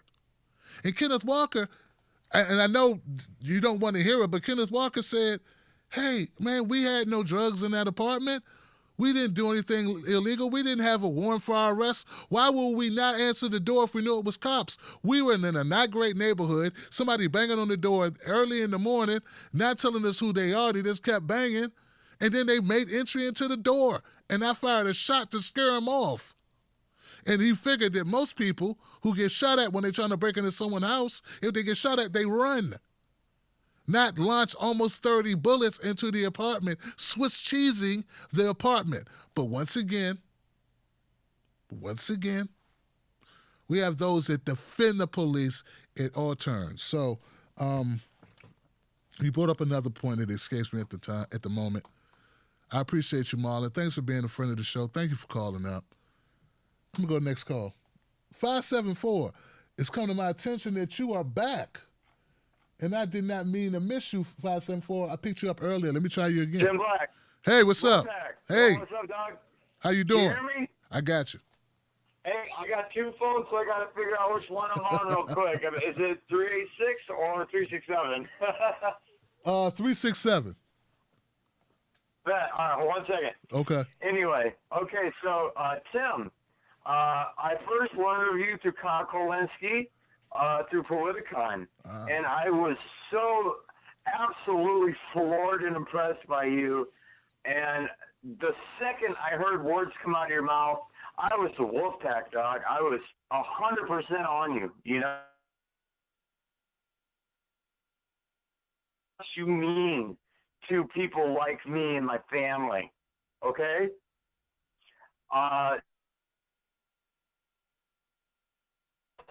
Of white people belonging in the Union family in northern Indiana, okay? We have had many discussions as to the argument as goes to the progressivism of Bernie Sanders, the DNC and the corporationist rule of it, the way that it goes, and it's crazy because we will have blown out arguments and at the end of it hug each other and be like, yeah, I know. But at the same time, we're on different pages. You hear me there? We're on different pages. How are we on different pages, brother? Explain. You hear me? Yeah, I hear you said we're on different pages with the DNC. Yeah, of course we're on different pages than those guys. But am I getting you, what you're saying here? Yeah, essentially, I am of the progressive part, and it actually took me a long time. I come from a union family, and Bernie Sanders saying that he was a socialist, to me, essentially was his inability at first for me to understand, to be like, you know, you can't come out as a socialism in an American society and attempt to win an election, right? It took me 4 years to come around, and when I did, it hit me like a brick. It all came at me at once. Kyle Kolinsky brought me to you, and now I have a wide view of the truth and the just the realisticness of the United States society. I don't understand the amount of greed. I know that the Donald Trumps of the world have billions of dollars, but for some reason, they want Steve Mnuchin to give them another tax cut. I don't understand that. My father and my mother are hardcore OG unionists. My great-grandfather Otto shut down the Oliver Chill plant in South Bend, Indiana around the turn of the century because they couldn't meet their union dues. Right now, there are only 6% of American workers in unions, and it is terrifying to me. This is my generation. 90 I have children seconds. as well, and I want them to live a life, if not as equal as I, slightly better than me, but I lay my head on a pillow every night, and I wake up on a pillow every night, knowing my kids are going to struggle more than I do. It rips my heart out of my chest. I don't know how to deal with it. And I talk with the old guard. 60 seconds. The new school. I talk with everyone to try to get this. And I am going to real quick let my father, who is my best friend in the world, who I love to death, who I have certain disagreements with, say a few things if you don't mind. Is that cool, Tim? Sure it is, man. Go right ahead. I couldn't thank you enough, my man. Wolf Puck all day. Here is Greg Rosander from Indiana. Greg, what's up, brother? Talk to Hi, me. Tim. Hey. Hi, man. I love your shot. I don't want to waste any of your time. I guess all I wanted to say to you is what really pisses me off, and I don't understand it, is why 10 seconds. people that are so important to our society, from the army to sports and music and etc. I do not understand why there is not a cohesive gathering to bitch. Excuse me if my French is wrong, but where is it? Why is there the separation? Is it the crumbs off the table or what? Because we, if I may for a second, please forgive me, but we own part of this country, a big part of this country. What's the problem? Why will they not? Is there this kind of innate victimization thing that's going on? What the hell is it? Lord have mercy. You there, Tim? Yeah, he broke up a little bit. It sounded like he sounded like he said, "Why don't black people do something because of victimization or something?" Am I getting that right? I think I'm thinking of Shea right now. Che Guevara, and never had the kind of influence and power that black people could have in this country in a split second. And they do not. They won't do it, and I don't understand why. Oh, all right, brother. Well, wow, you don't understand why black people don't have more influence in this country and why we're not banding together to take to demand change in this country. Is that it? Yes, become that force that everybody has to pay attention to. Wow, brother. Well, you know what? Look, you know what? I think I get it. It's kind of a difficult question to answer. I think what you got to start with is the fact that a lot in this country that's controlled. A lot of the control in this country is economic control, right? If people don't have a means to feed themselves, they don't have the means to provide roof over here, if they don't have the means to prosper financially in their capitalistic society, then a lot of things befall them. So if you take into account the great work that my friends have done, Derek Hamilton, Dr. Derek Hamilton, Dr. Sandy Darity are two professors you will want to consult. They did the work on this. I'm just reiterating the points that the average black family is only worth 10% of what the average white family is worth. So when we start talking about economically where black people are, we see that there's a wide gulf between us. In a capitalistic society, that's a big deal. You can't say it's not a big deal that people don't have the money, don't have money to be independent, truly independent. Then you also lay on top of that mass incarceration. The disproportionate amount of black folks who are incarcerated, most of them for nonviolent drug offenses, most of them for crimes that are not, where it's the state preying on black people in order to bolster a system. A lot of places in this country you go, man, there'll be black people in prison in towns where there's no black people. 50% of the jail will be black in places where there are no black people. It's the craziest thing. So to pretend that these are accidents or these are things that just happen and all black people got to do is to totally ignore white supremacy. And to totally ignore this is a systemic problem. Now, I know Donald Trump and Mike Pence don't believe that there's systemic racism, but up until 1964, black people couldn't vote. Right now, early in the show, I talked about the disproportionate amount of money that we got at the stimulus. Look at that. Look at the stimulus. You know how much the percentage amount of the trillions of dollars of stimulus help that companies receive? You know the whopping number that black businesses got? 1.3%. Now, you can pretend, if you want to, that is the fault of black people who did write the legislation, who did not give out the money, who did not decide the criteria. Or you could join the world of reality, and realize that ain't a mistake that only 1.3% of the stimulus went to black businesses.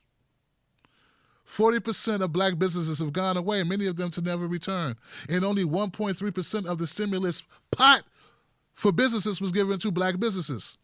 So we had to, at some point, my friend, at some point, we got to look at our system and say, hey, man, the system's not really designed for black people to succeed, or they would. I mean, either black people are the worst people and they have no ability to, either they are defective, pathologically defective, or our system's defective.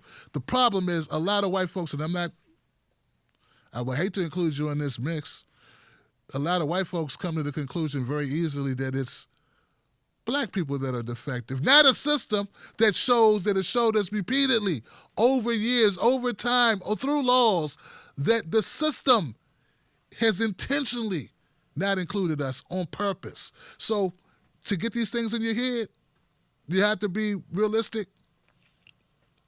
You have to struggle with your own cognitive dissonance.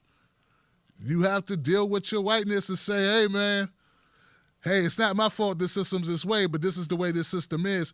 What can we do to change it? Not just look at black people and go, hey, why don't you change a system of which you have no power and we have the numbers and the money and the military and the guns and the cops and the industry. At some point, you got to look at yourself. You know what I'm saying? Come on, man. At some point, you got to do it. You got to look at white people and say, hey, man, we need to cut this shit out.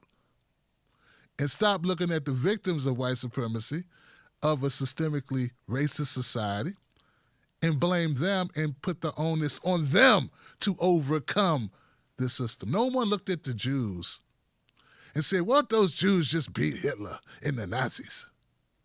No one did. No one looked at them and said that. I wonder why. I'm going to go next call, man. I appreciate you calling up, though. We just differ in our opinions. But I'm glad you chose this platform so that people can be aware and we all get an education. 904, you're live. TV Tuesdays. What's your name? What's your comment?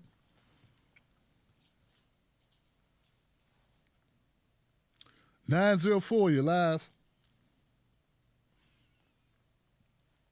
Yeah. I got you now. How you doing? Who's this?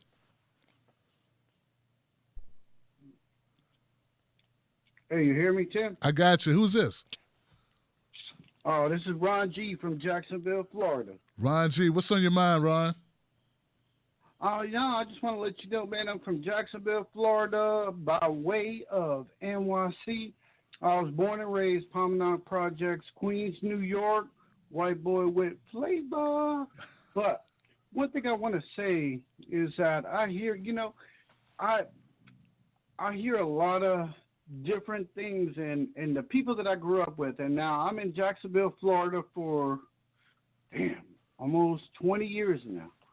And I tell people where I was born and raised and where I'm from. And I'm, like I say, I'm white, but I got 92% black friends. Those are my peeps. That's who I was born and raised with. The people here don't understand that because, they're whatever. They're just from, a different region or they didn't know like the melting pot. Like I went to Jamaica get high school. I could go Back in the days, I could go on lunch and get a Lucy at the store, get a beef patty, cocoa bread, a bag of wheat, and a Philly in like 20 minutes. But with that being said, I am leaning to the Trump side of things. And most of my friends, well, almost 65% of my peeps that I grew up with are leaning towards Trump. Not because we don't like him. Yeah, we hate the tweets. I mean, he's a dick. Don't get me wrong. It's the policy. It's what he's doing. Like, what I always tell people is like, what have you done, or what has he done for you? Are you better than you were 4 years ago? Now, if you wasn't, then okay, then vote for Biden. But we know what Biden did. I mean, from the busing and especially I have a 12-year-old who goes to charter school. He wants to get rid of that. I mean, there's so many different things, and I get it, and I get how, we debate all the time from, childhood friends and people that our opinion on that, because it's like, okay, we know what Biden did, we know what Kamala did, I mean, he's the one who created that 1994 bill. Kamala, I mean, she was smoking weed before, Snoop was swimming. But I mean, it's like, I don't know. It's one of them things where I don't like Trump's rhetoric, but the policies. I mean, we haven't been in war. Everybody told me stock market's going to crash. He's got the codes to the war, to the nuclear weapons. I mean, what's your opinion on that? Wow, Ron G. Hey, Ron G, man, like what we don't do on this channel is we don't vote shame, man.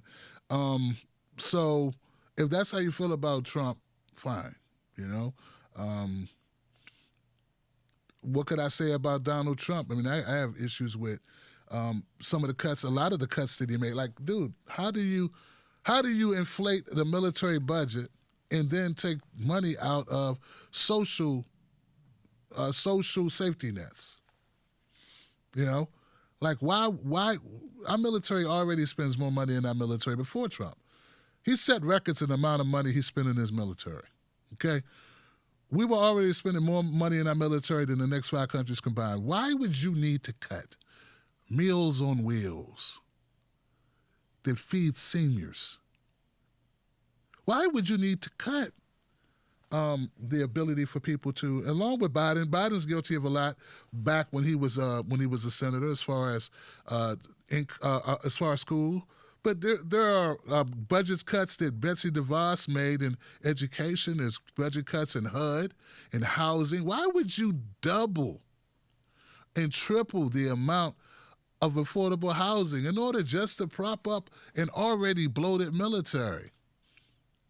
I mean, there's a number of things. If you really look, there are things about Trump that obviously that you aren't aware of or not concerned with.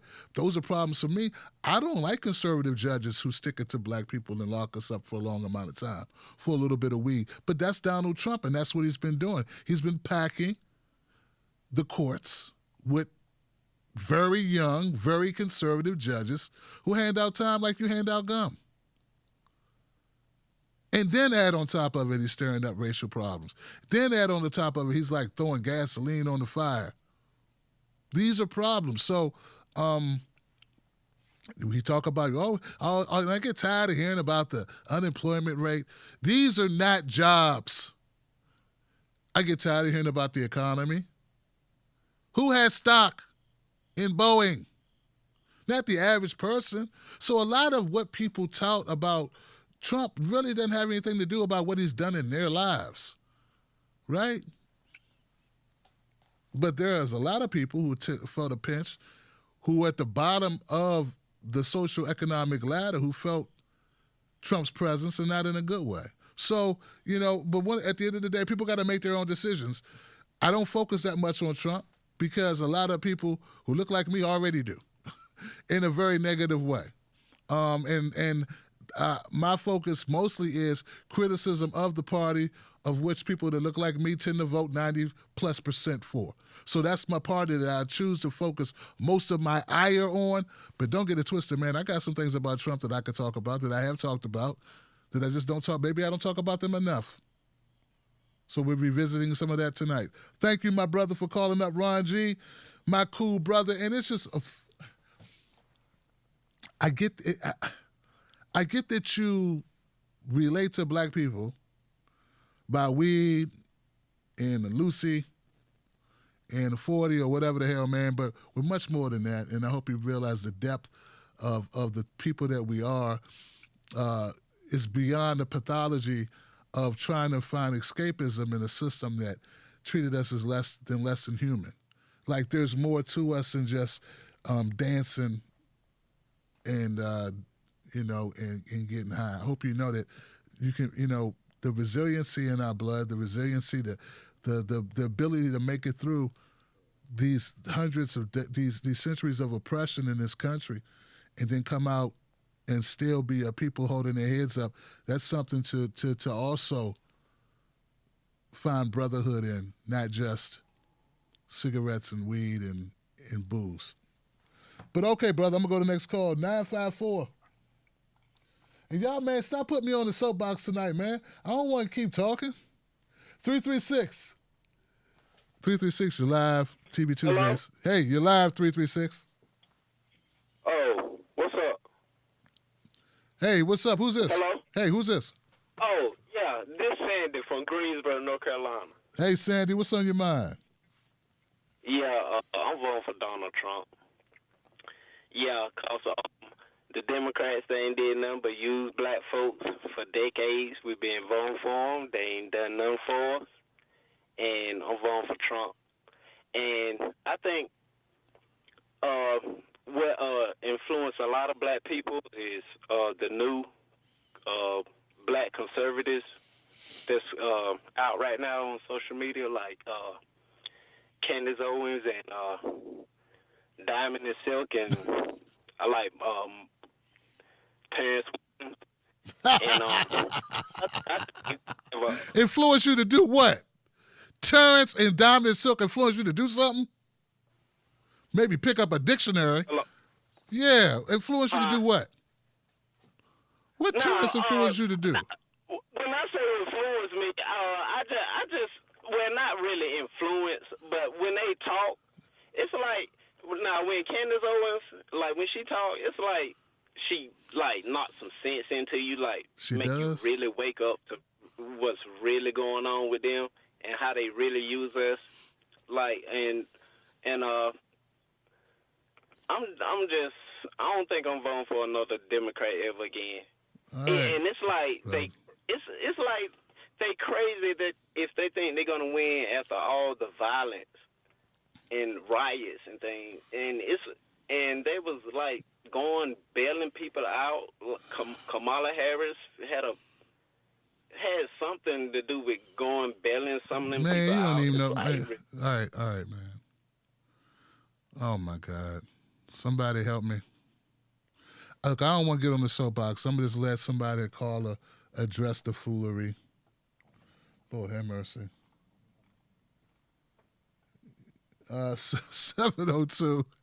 You're live. You're live on TB Tuesdays. What's your name? What's your comment? Hey Tim, this is Scott. I'm calling from Nevada. All right, Scott. What's on your mind, Scott?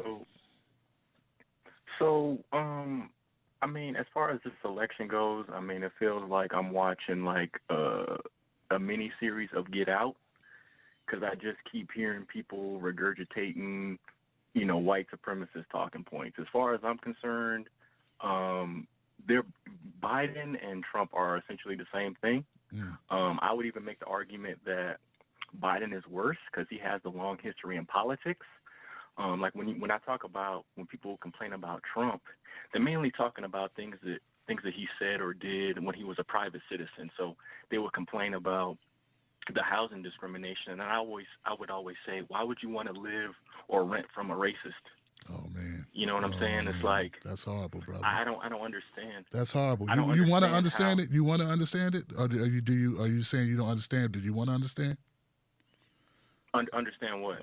You just said you don't understand why people would want to run from a racist. You said you don't understand that. Right. I'll explain. They use that as an example. It's not using it. It's a problem. You don't think that's a problem? Hey, I don't like Joe Biden with I don't like Joe Biden with the segregationist shit. I don't pretend that that's cool. You shouldn't pretend that Trump with the housing thing was cool either, because neither are cool. I'm not saying it was cool. That's what I'm saying. It's like they're. I mean, people are trying to, when they try to lift up Biden and they're attacking Trump. I mean, it's like it's not as they're acting as if Biden doesn't have a racist history. That's what I'm saying. I'm not trying to downplay Trump's racism. So you got two racists and you choose Trump as you choose Trump. That's your racist. No, I didn't say that. Like, I'm not the same caller that you were just talking to. I understand, but you just said, if Trump wouldn't rent to black people, that make him racist, and if Biden was a segregationist, that makes him racist. So you choose the other racist. No, I'm not choosing either one of them. That's what I'm saying. It's like I don't understand how people can come out and be full throat, especially people in our community. I'm saying be full-throatedly supporting Biden and attacking us. And I'm sure that if Biden loses, we're going to be the ones that are going to get blamed for it, because even if the numbers in the black female community happen to go down, we'll be the main ones with like certain media figures like Jamel Hill and like Angela Rye and like some of these other people who are full-throatedly supporting Kamala Harris, and as if the stuff with Matrice Richardson didn't happen, as if the stuff with the prison labor fighting fires for 8 cents, as if that stuff didn't happen, as if Oscar Grant didn't happen. I mean, I just think it just looks bad on us and as a whole, as a community, where you have, I'm saying it's the same thing as people that come down on, people on the right, whether it's Candace Owens or Tatum or Sotomayor or any of these other fools that are on YouTube just spitting out anti-black rhetoric, just because you are going to the party that doesn't have as much upfront and blatant anti-black racism. I mean, Joe Biden, as everybody knows, is the same guy who did the crime bill. He also supported the 1986 Anti-Drug Abuse Act as well. And I mean, like, as if, people in the there's a very large black population in Delaware. And Joe Biden was a senator there for decades. And if you go to Wilmington, I mean, the hood there is just as bad as the hood in Chicago, Baltimore, all these other Democratic cities. And I'm not saying that necessarily if you brought Republicans in that it's going to be better. What I'm saying is that if we really care about, and before all these other things, before being a Republican, before being a Democrat, before being a Christian, atheist, Muslim, all this other stuff, if we really care about uplifting the community, we have to work slowly and consistently on building that cohesion on the things that unite us, supporting black businesses and things of that nature. But it doesn't just start there. I mean, and we just have to stop, giving any attention to these black celebrities. I mean, how are you going to have Diddy come out the other day talking about, we need, or let's talk about the last year. First he says, we've been taking for granted all the other stuff that we all know, and we need to withhold our vote. Then but you're cool with Kamala Harris, and then I think last week or 2 weeks ago, he's like, okay, I'm still not happy, so we're starting our own black party. But he's still telling people to go vote for Joe Biden. I mean, it's just crazy. Like when people from outside of the community see these things, I really think. They're just like laughing at us because we can't be on code for anything. Oh gosh! All right, man. All right. Well, look, man. I appreciate your phone call, man. I disagree. I'm not one of these black people, man, that blame black people for everything. I know that's the thing that people do. Man, there's white people out here voting for Trump with no reason at all. Like no real rhyme or reason.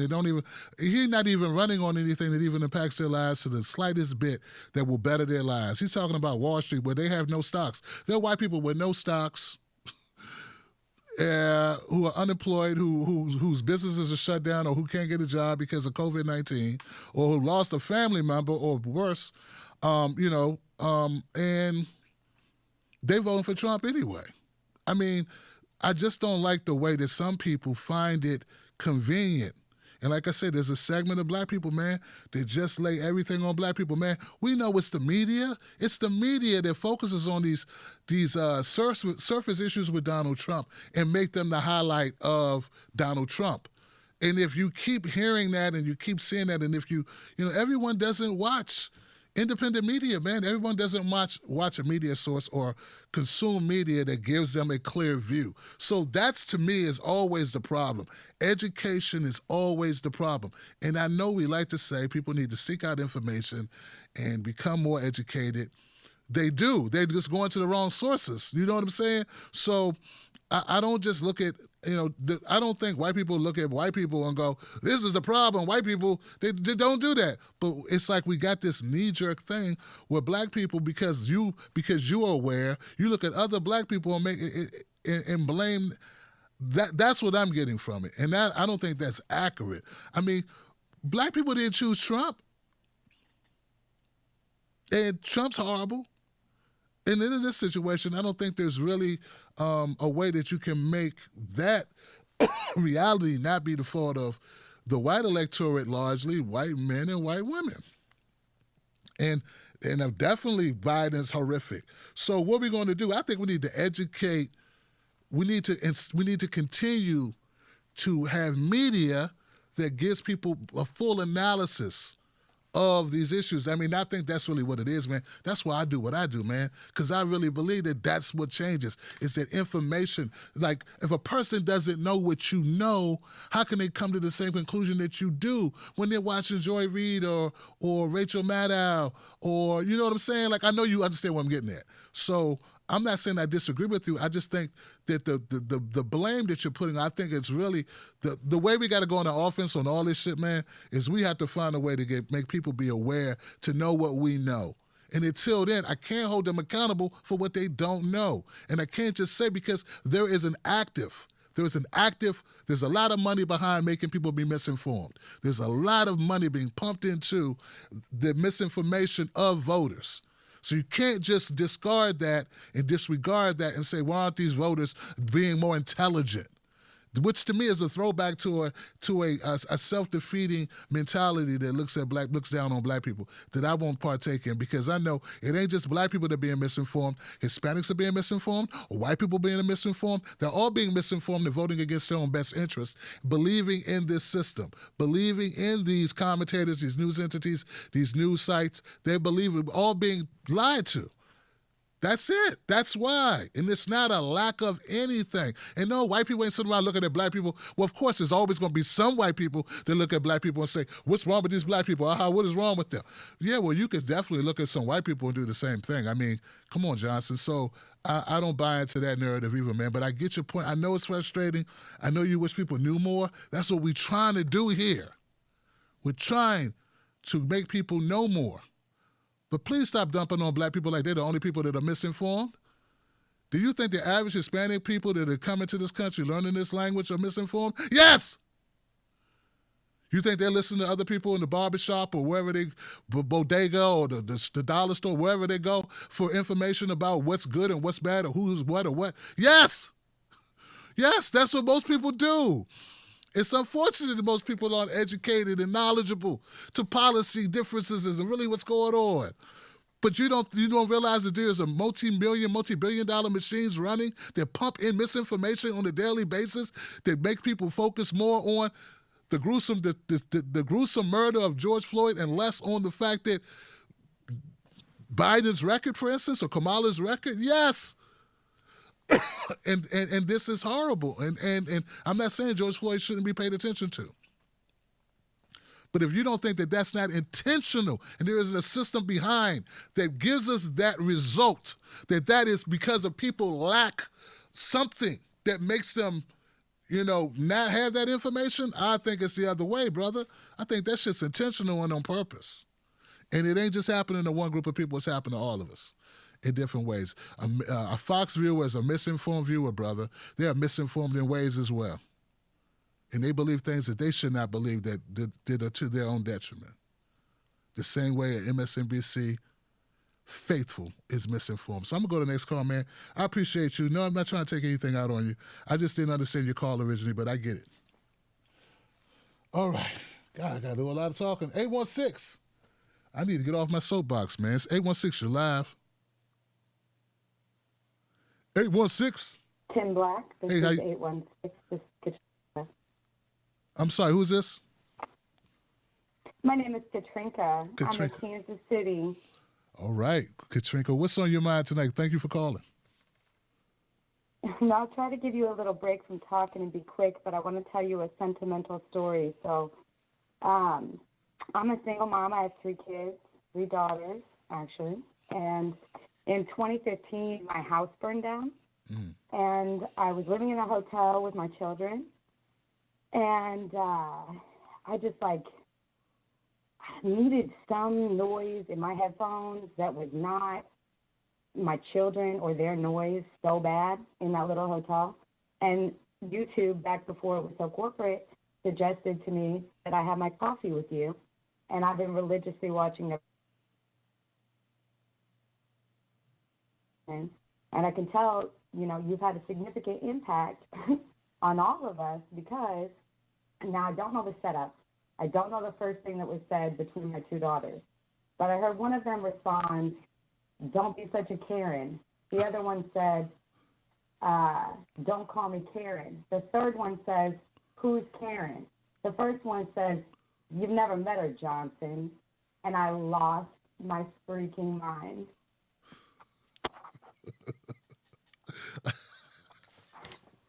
Wow.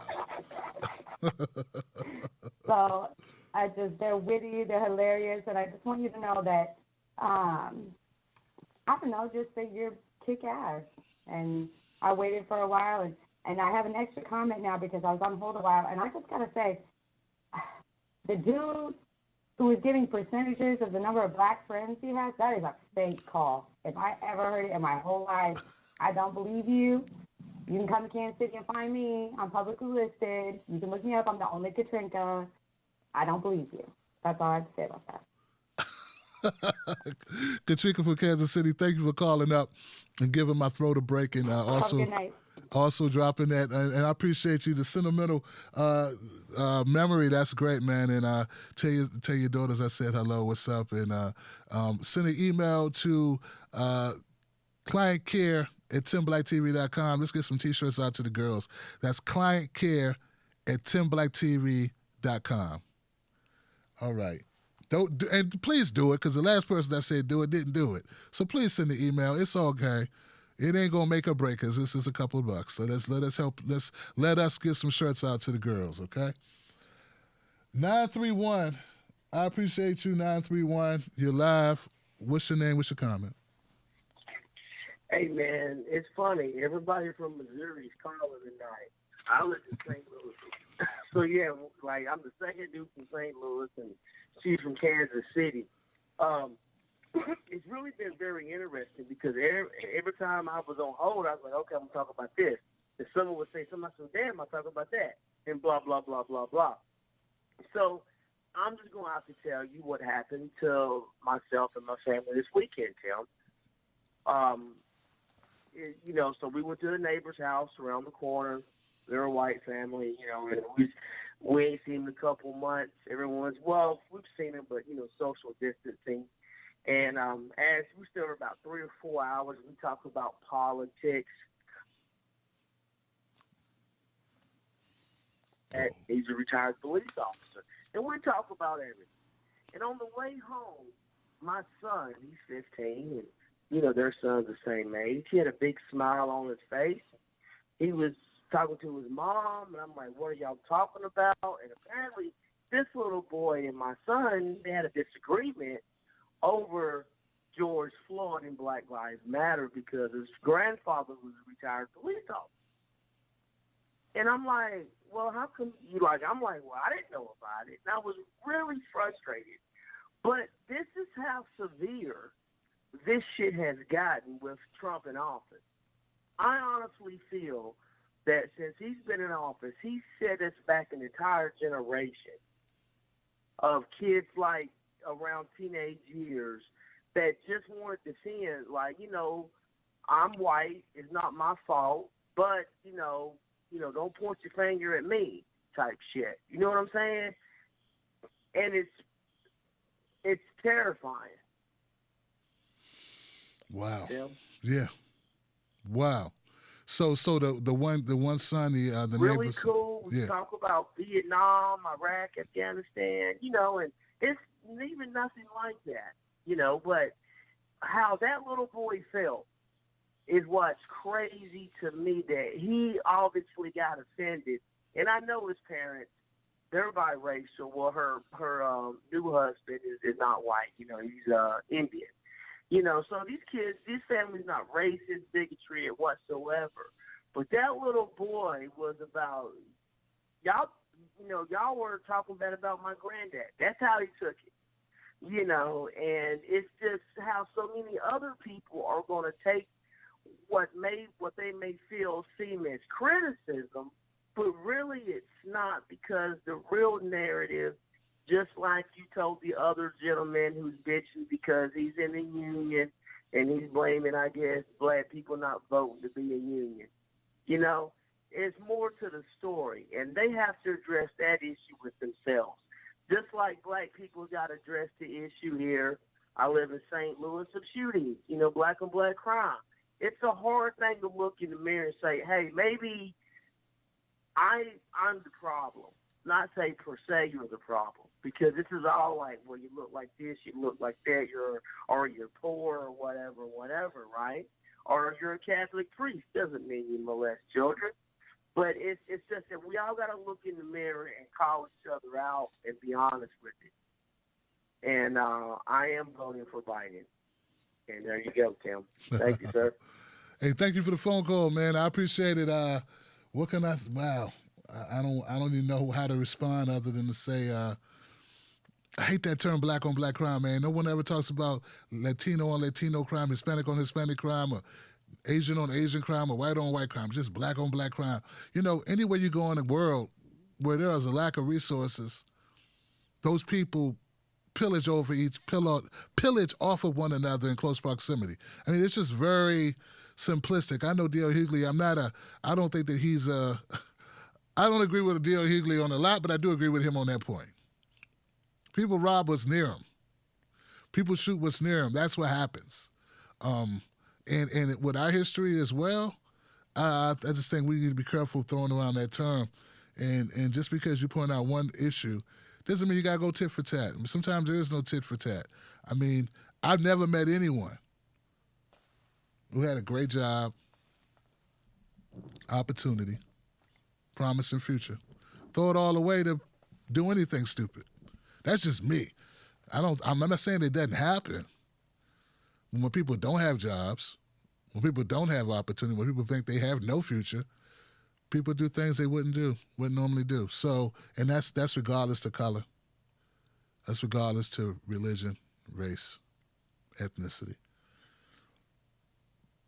But yeah, you know what? That's a good point you brought up about the young boy and how the young boys felt and the effects of Trump.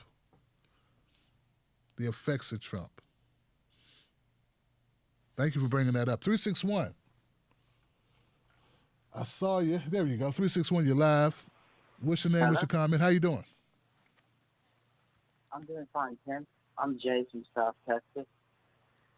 Hey, talk to me, man. What's on your mind? Oh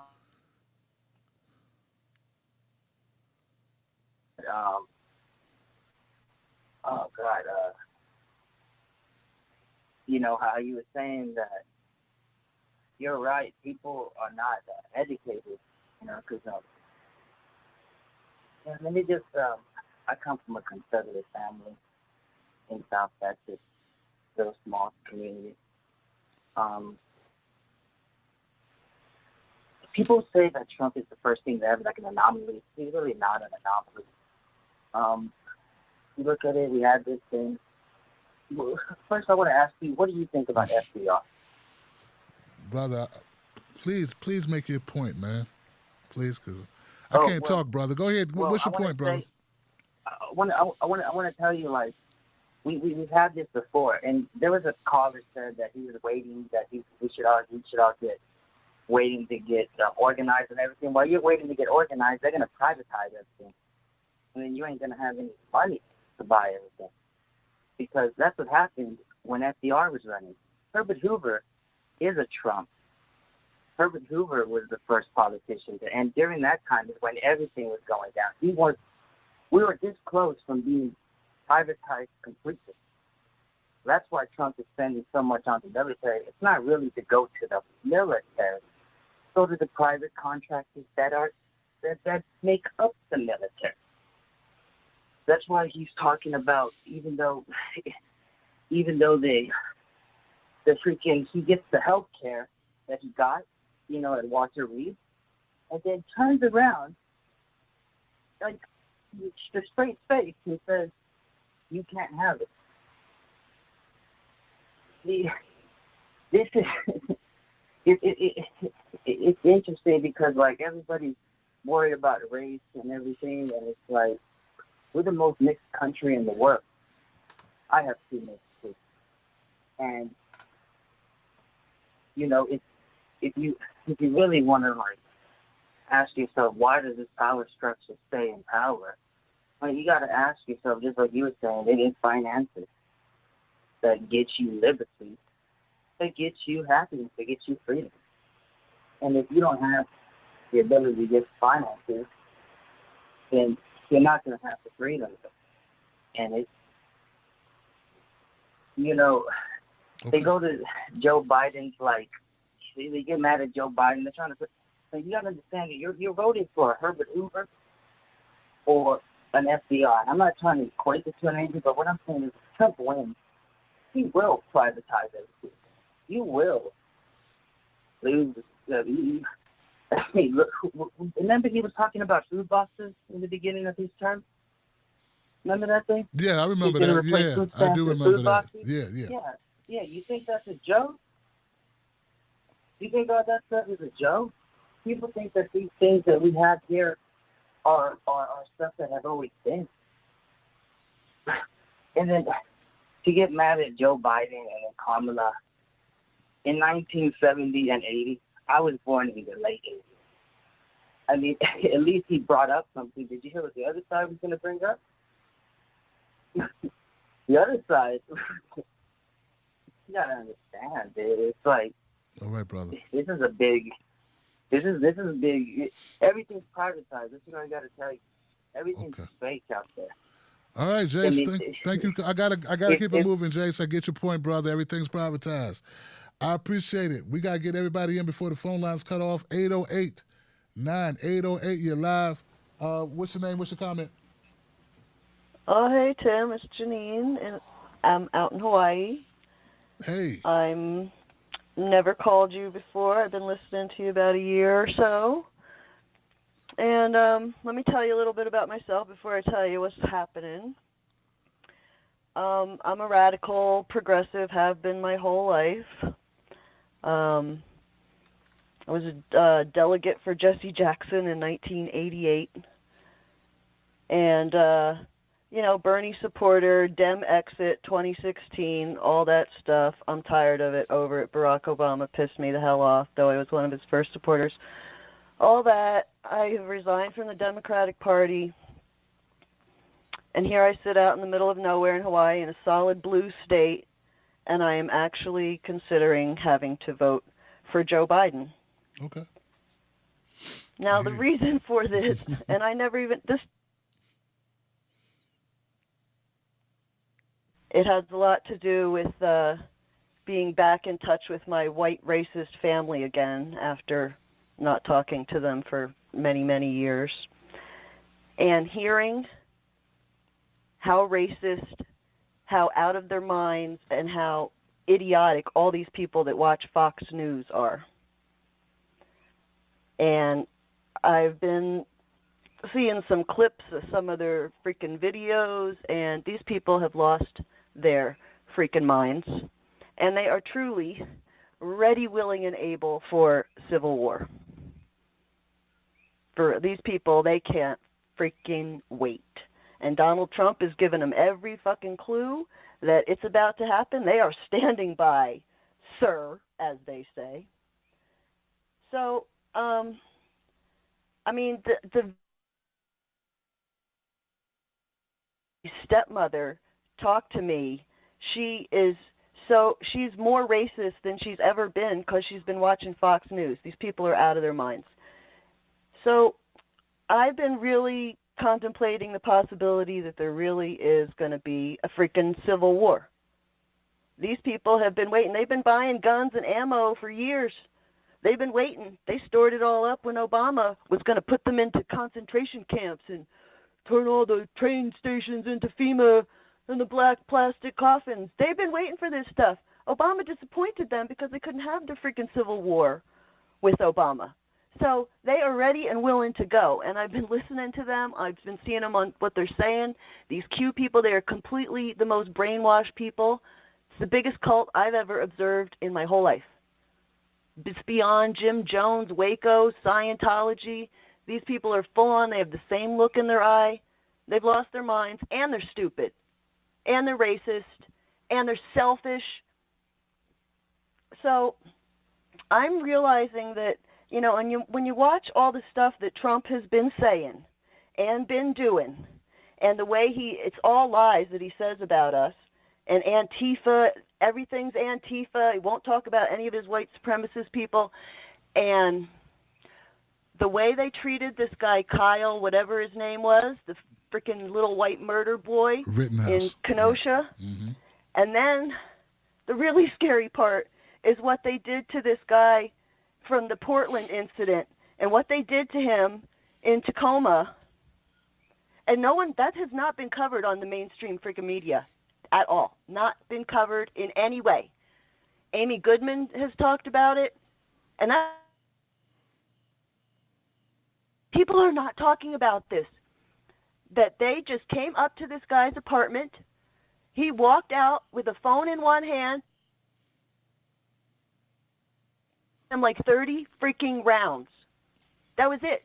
And now all these witnesses have been coming out. Amy Goodman reported on it last week. There's been like at least 5 witnesses that said they never called his name. They never identified themselves. They never said, put your hands up. They never did anything. They just opened fire. And so, but the other night, Trump brought it up at one of his rallies. And he said, oh, yeah, you know, like that guy in Portland did the thing in Portland. And, yeah, we found out about him, and we just went and we took care of it, and it was over and done in a half an hour. He thought that was real freaking funny. Extrajudicial killings, no trial, no charge even, no identification even. This is like some Duterte shit. The Philippines guy. Just shoot him on the street. So cops are mad. Listen, these people, they're not just mad at Antifa. They're not just mad at Black Lives Matter. They're not just mad at radical socialist Marxist. They're mad at the little white lady on the corner that's been voting Democrat and putting one little Democrat sign in her yard every year. They think all Democrats are evil, and they fucking hate us. I mean, they hate all Satan worshiping, baby raping, eating crazy. They really think we're the. So, the point of all this, I think this is a real possibility with this Civil War stuff. And what it's gotten me to thinking is I'm kind of starting to get scared about social media and who I talk to on social media and what things we say, because I see that Trump is really getting his fingers into all the grooves and trying to find us all and label us all. And I have been watching things on TV about how Facebook has really got us all pegged for every single thing that we do. They know exactly they know more about what we think than we know what we think. All right. These algorithms, gotcha. you know. I gotta leave it there, Janine. They, I got other callers waiting, and the phones are about to go out. But I appreciate. Well, let me just wrap it. Yeah. We gotta move on. Wow. I want to come back to that though after the phone calls. I'm gonna come back and make a comment about what you said. 516. Before the phone lines go out, what's your name? What's your comment? Hi, Tim Black. It's me, Amaka. I'm from Orlando, Florida, and I wanted to talk about the NSARS protests in Nigeria and comparing that to the Black Lives Matter protests in America. Now, I mean, Black Lives Matter is something that has been up for a few years. People know that police have been killing Black people disproportionately compared to white people, and it's kind of throughout the country. It doesn't matter what state you're in, you kind of know that's what happens if you're Black. And if you're not Black and you're, interested in the illusion that it's all good and that anybody who was killed by a police officer got what they were deserving, well, you're in your bubble. But in Nigeria, the NSARS protests are different. They're not just targeting anybody. In the NSARS protest, it's actually a special task force that was supposed to be against armed robbery.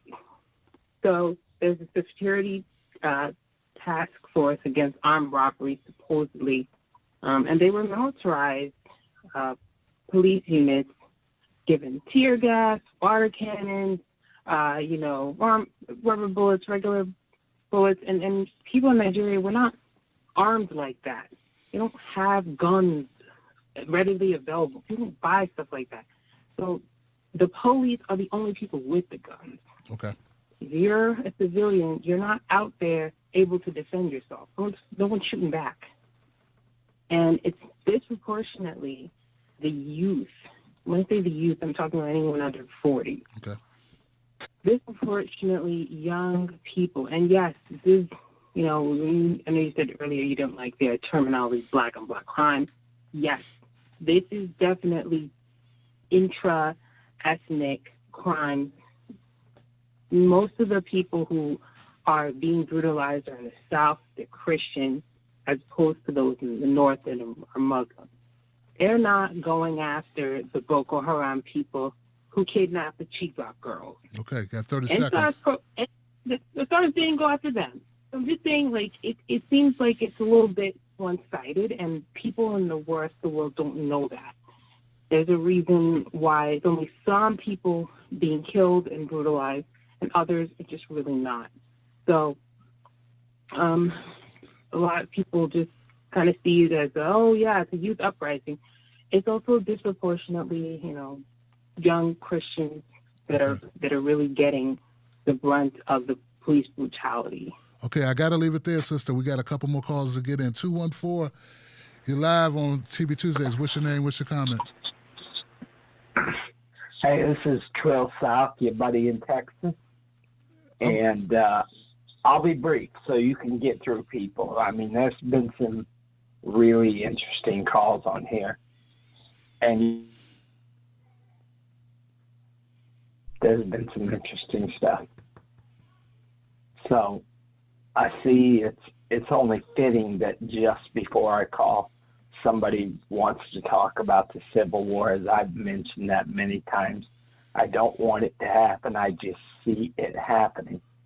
About the grand jury, people have to look in and research that a little bit more, because prosecutors are politicians in a way, and they can get a grand jury to do anything they want because they present the grand jury what they want them to see and think. They're there to give them all facts so that the grand jury can say, well, this is murder or this is not murder, so they can make a decision. Mm-hmm. Citizens then take it to court for another level of jury to decide. Right. That doesn't happen anymore. It's a political thing because prosecutors are elected. And so they're Republican or Democrat. They present the case in a manner to achieve the result that they want, not the result that is deserved. But we've had a lot of interesting calls tonight. People have to look into Trump a little bit more because he was a Democrat all his life. He was racist in a way that was more behind the scenes racist, not out in your face racist. He started off by going to Imus in the Morning, who was a New York DJ. He spoke on his radio show. He then spoke on his MSNBC TV show.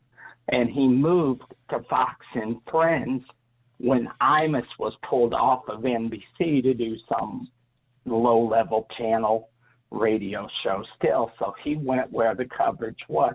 Right. Being he is a media guy, he would listen to what was said about him. So if he's on MSNBC, he would listen to the things around his appearances.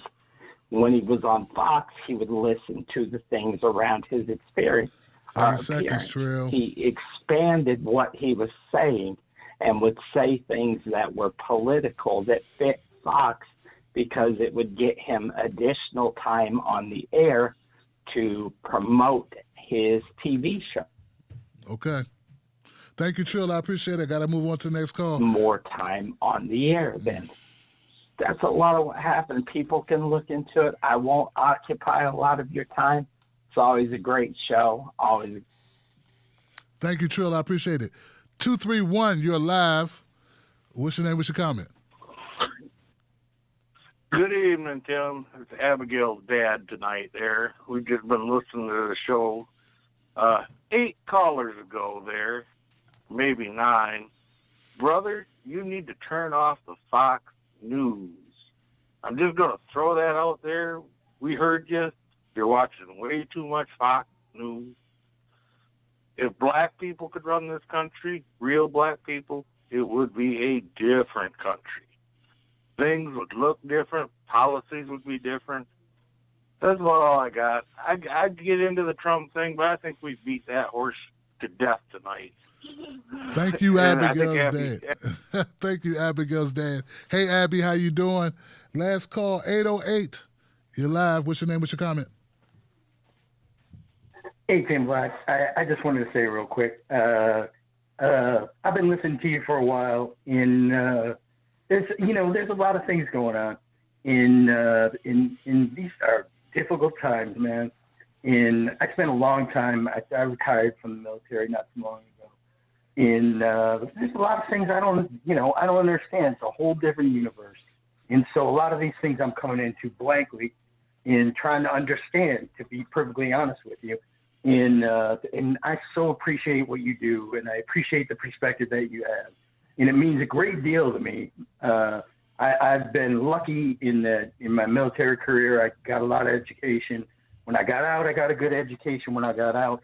But like a show like you had last Friday, the last Freedom Friday, I'm telling you what, I could go to 100 lectures and not get so much just raw information as I got last Friday. It was spectacular. Even tonight, in and out, there's just so many lessons to be learned.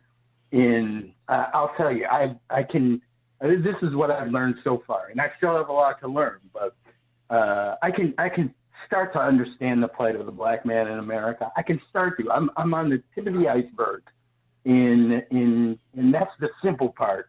But what I never realized is I never understood what my white privilege is just by the color of my skin. And I know that sounds quaint, but it really has opened my eyes to a lot of things. And I just want to thank you, brother. I'm so appreciative of what you do. A few months back, you had talked about what you're willing to do for the plight of your people. And I will tell you, I stand there right beside you, and your plight is my plight, and I will always be with you, my brother. And I just hope the best, and I thank you so much for this platform. It's enough to keep people sane. So thank you, Tim Black. That's all I got for you. Thank you, my brother, for calling up, man, and helping us end on a positive note. It's always my goal to get everybody in the queue an opportunity to speak, and very happy to be able to do that. Thank you for calling up. I was going to pivot back to 516, but yeah, I feel you. Wow, man, you guys, man, you have no idea. Rough night, man. Rough night. Rough night. Rough night.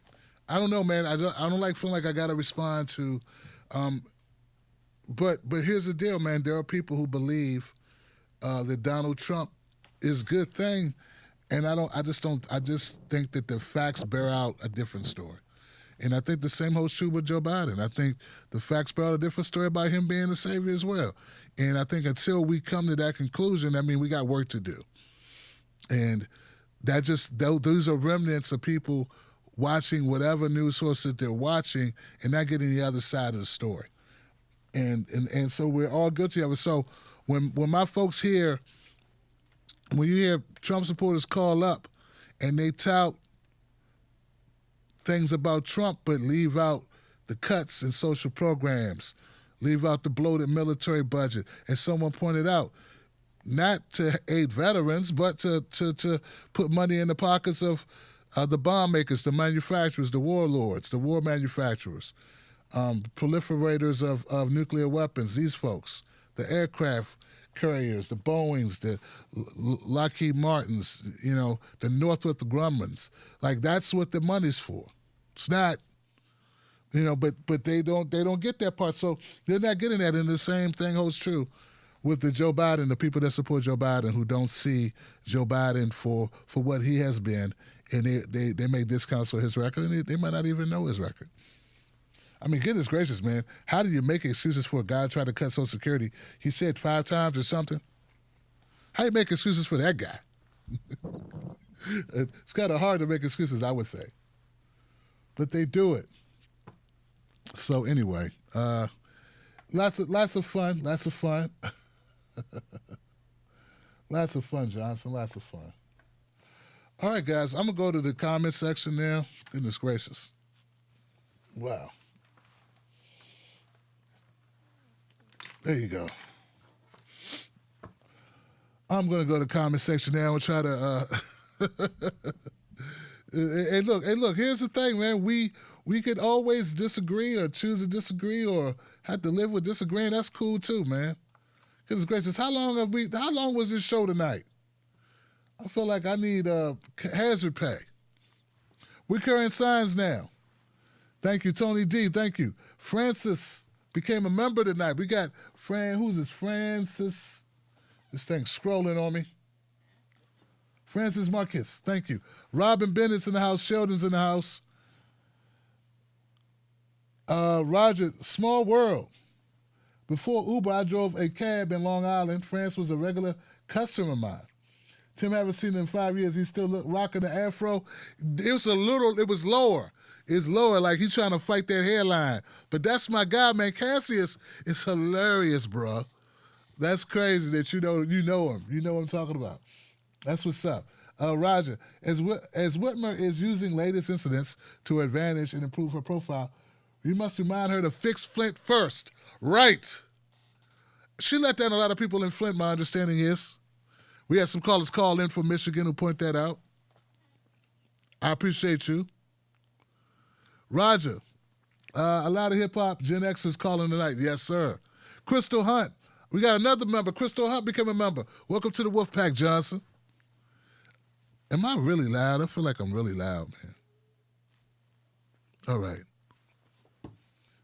Manu, I just wanted to remind everyone that 20% of these infected with COVID had debilitating symptoms lasting for weeks. It's not just the death rate. Good point. Excellent point. And there's a term they use for people who are going to carry these symptoms for a long time. And I forget the name of it. Great job as usual, Johnson. Much love, respect. Man, tonight they worked me, man. It was tough. But I have to try to respond to certain assertions on the show. I just can't let just anything stand. I used to try to detach and be like, I want people to be able to talk and people to just hear what people say, But then I got a question. I think like a couple callers, I was like, maybe it shouldn't have jumped so quick. Like I just took the call a certain way. But yeah, man. Thank you. Will Young, Tim Black, the conductor, keeping the train on the tracks. I try. I'm like, look, guys, I'm your bro. You look, your brother Tim Black ain't perfect, and I know it. All right, so, but I try to do what's best for the show. And a lot of times, I'm watching the numbers of people sign out, log off, or leave the show while callers are talking as well. So I see a lot. I got like multiple screens up. And I'm trying to grow the show. I'm watching what's going on. Plus, I want to give the caller respect. So it's a lot. It's a lot at one time. Pam Hall, thank you, Pam. John, electoral prediction. Most likely a Senate upset? I don't know. Man. I'm going to make some predictions pretty soon, though. I really feel like if you would have asked me a month ago, I think I would have felt differently. But I'm beginning to lean one way. I think I'm going to give myself to the end of the week to really say how I feel. Kelly, you're getting big time when Blue MAGA is on the attack. Here's a little for the sand trolls in the chat tonight. Smoke green, vote green. Oh, they were in the chat too? Yeah, man. They were in the chat too. Peter, I agree, disagree with you. Can I call? Yeah.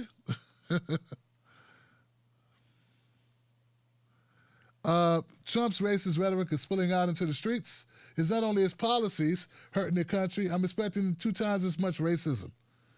Mike, thank you, Mike, for joining the Wolfpack. We appreciate you.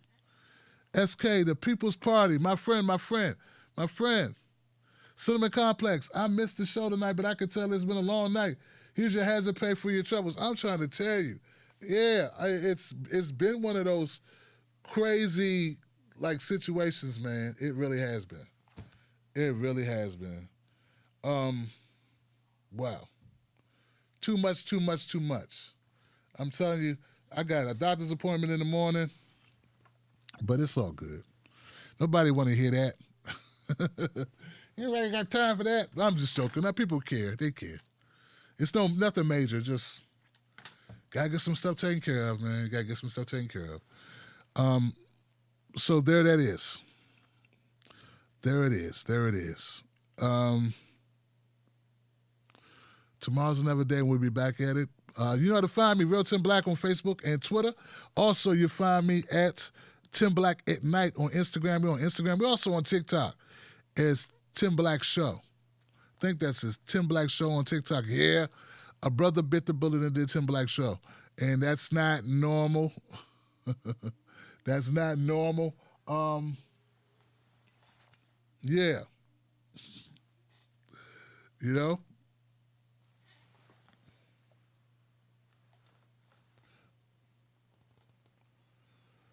Kara says, I was in the queue. I wanted to get your perspective on gatekeepers focusing on black men, and Democrats are scared that men start to move away. Their firewall, black women will follow. I don't know. I do not know. And that, and narco-Bidenist.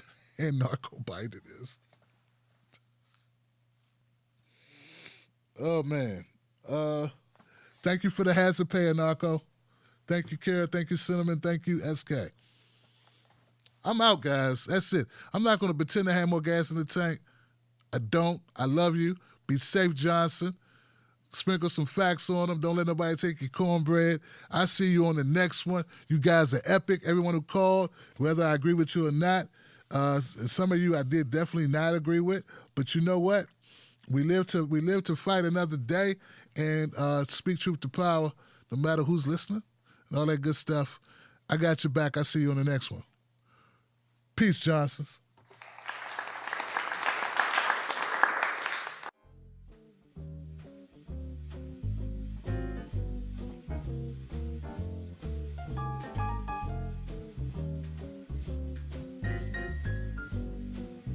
Oh. Sorry, guys. Hate to interrupt the music. Just want to let you know that if you enjoyed the show tonight and you found it of value, please become a member of the Tim Black Wolf Pack. You do that by going to JoinTimBlack.com. JoinTimBlack.com or go to Patreon.com, Tim's Take Live. Starting at only $5, you become a member of the Wolfpack. Wolfpack.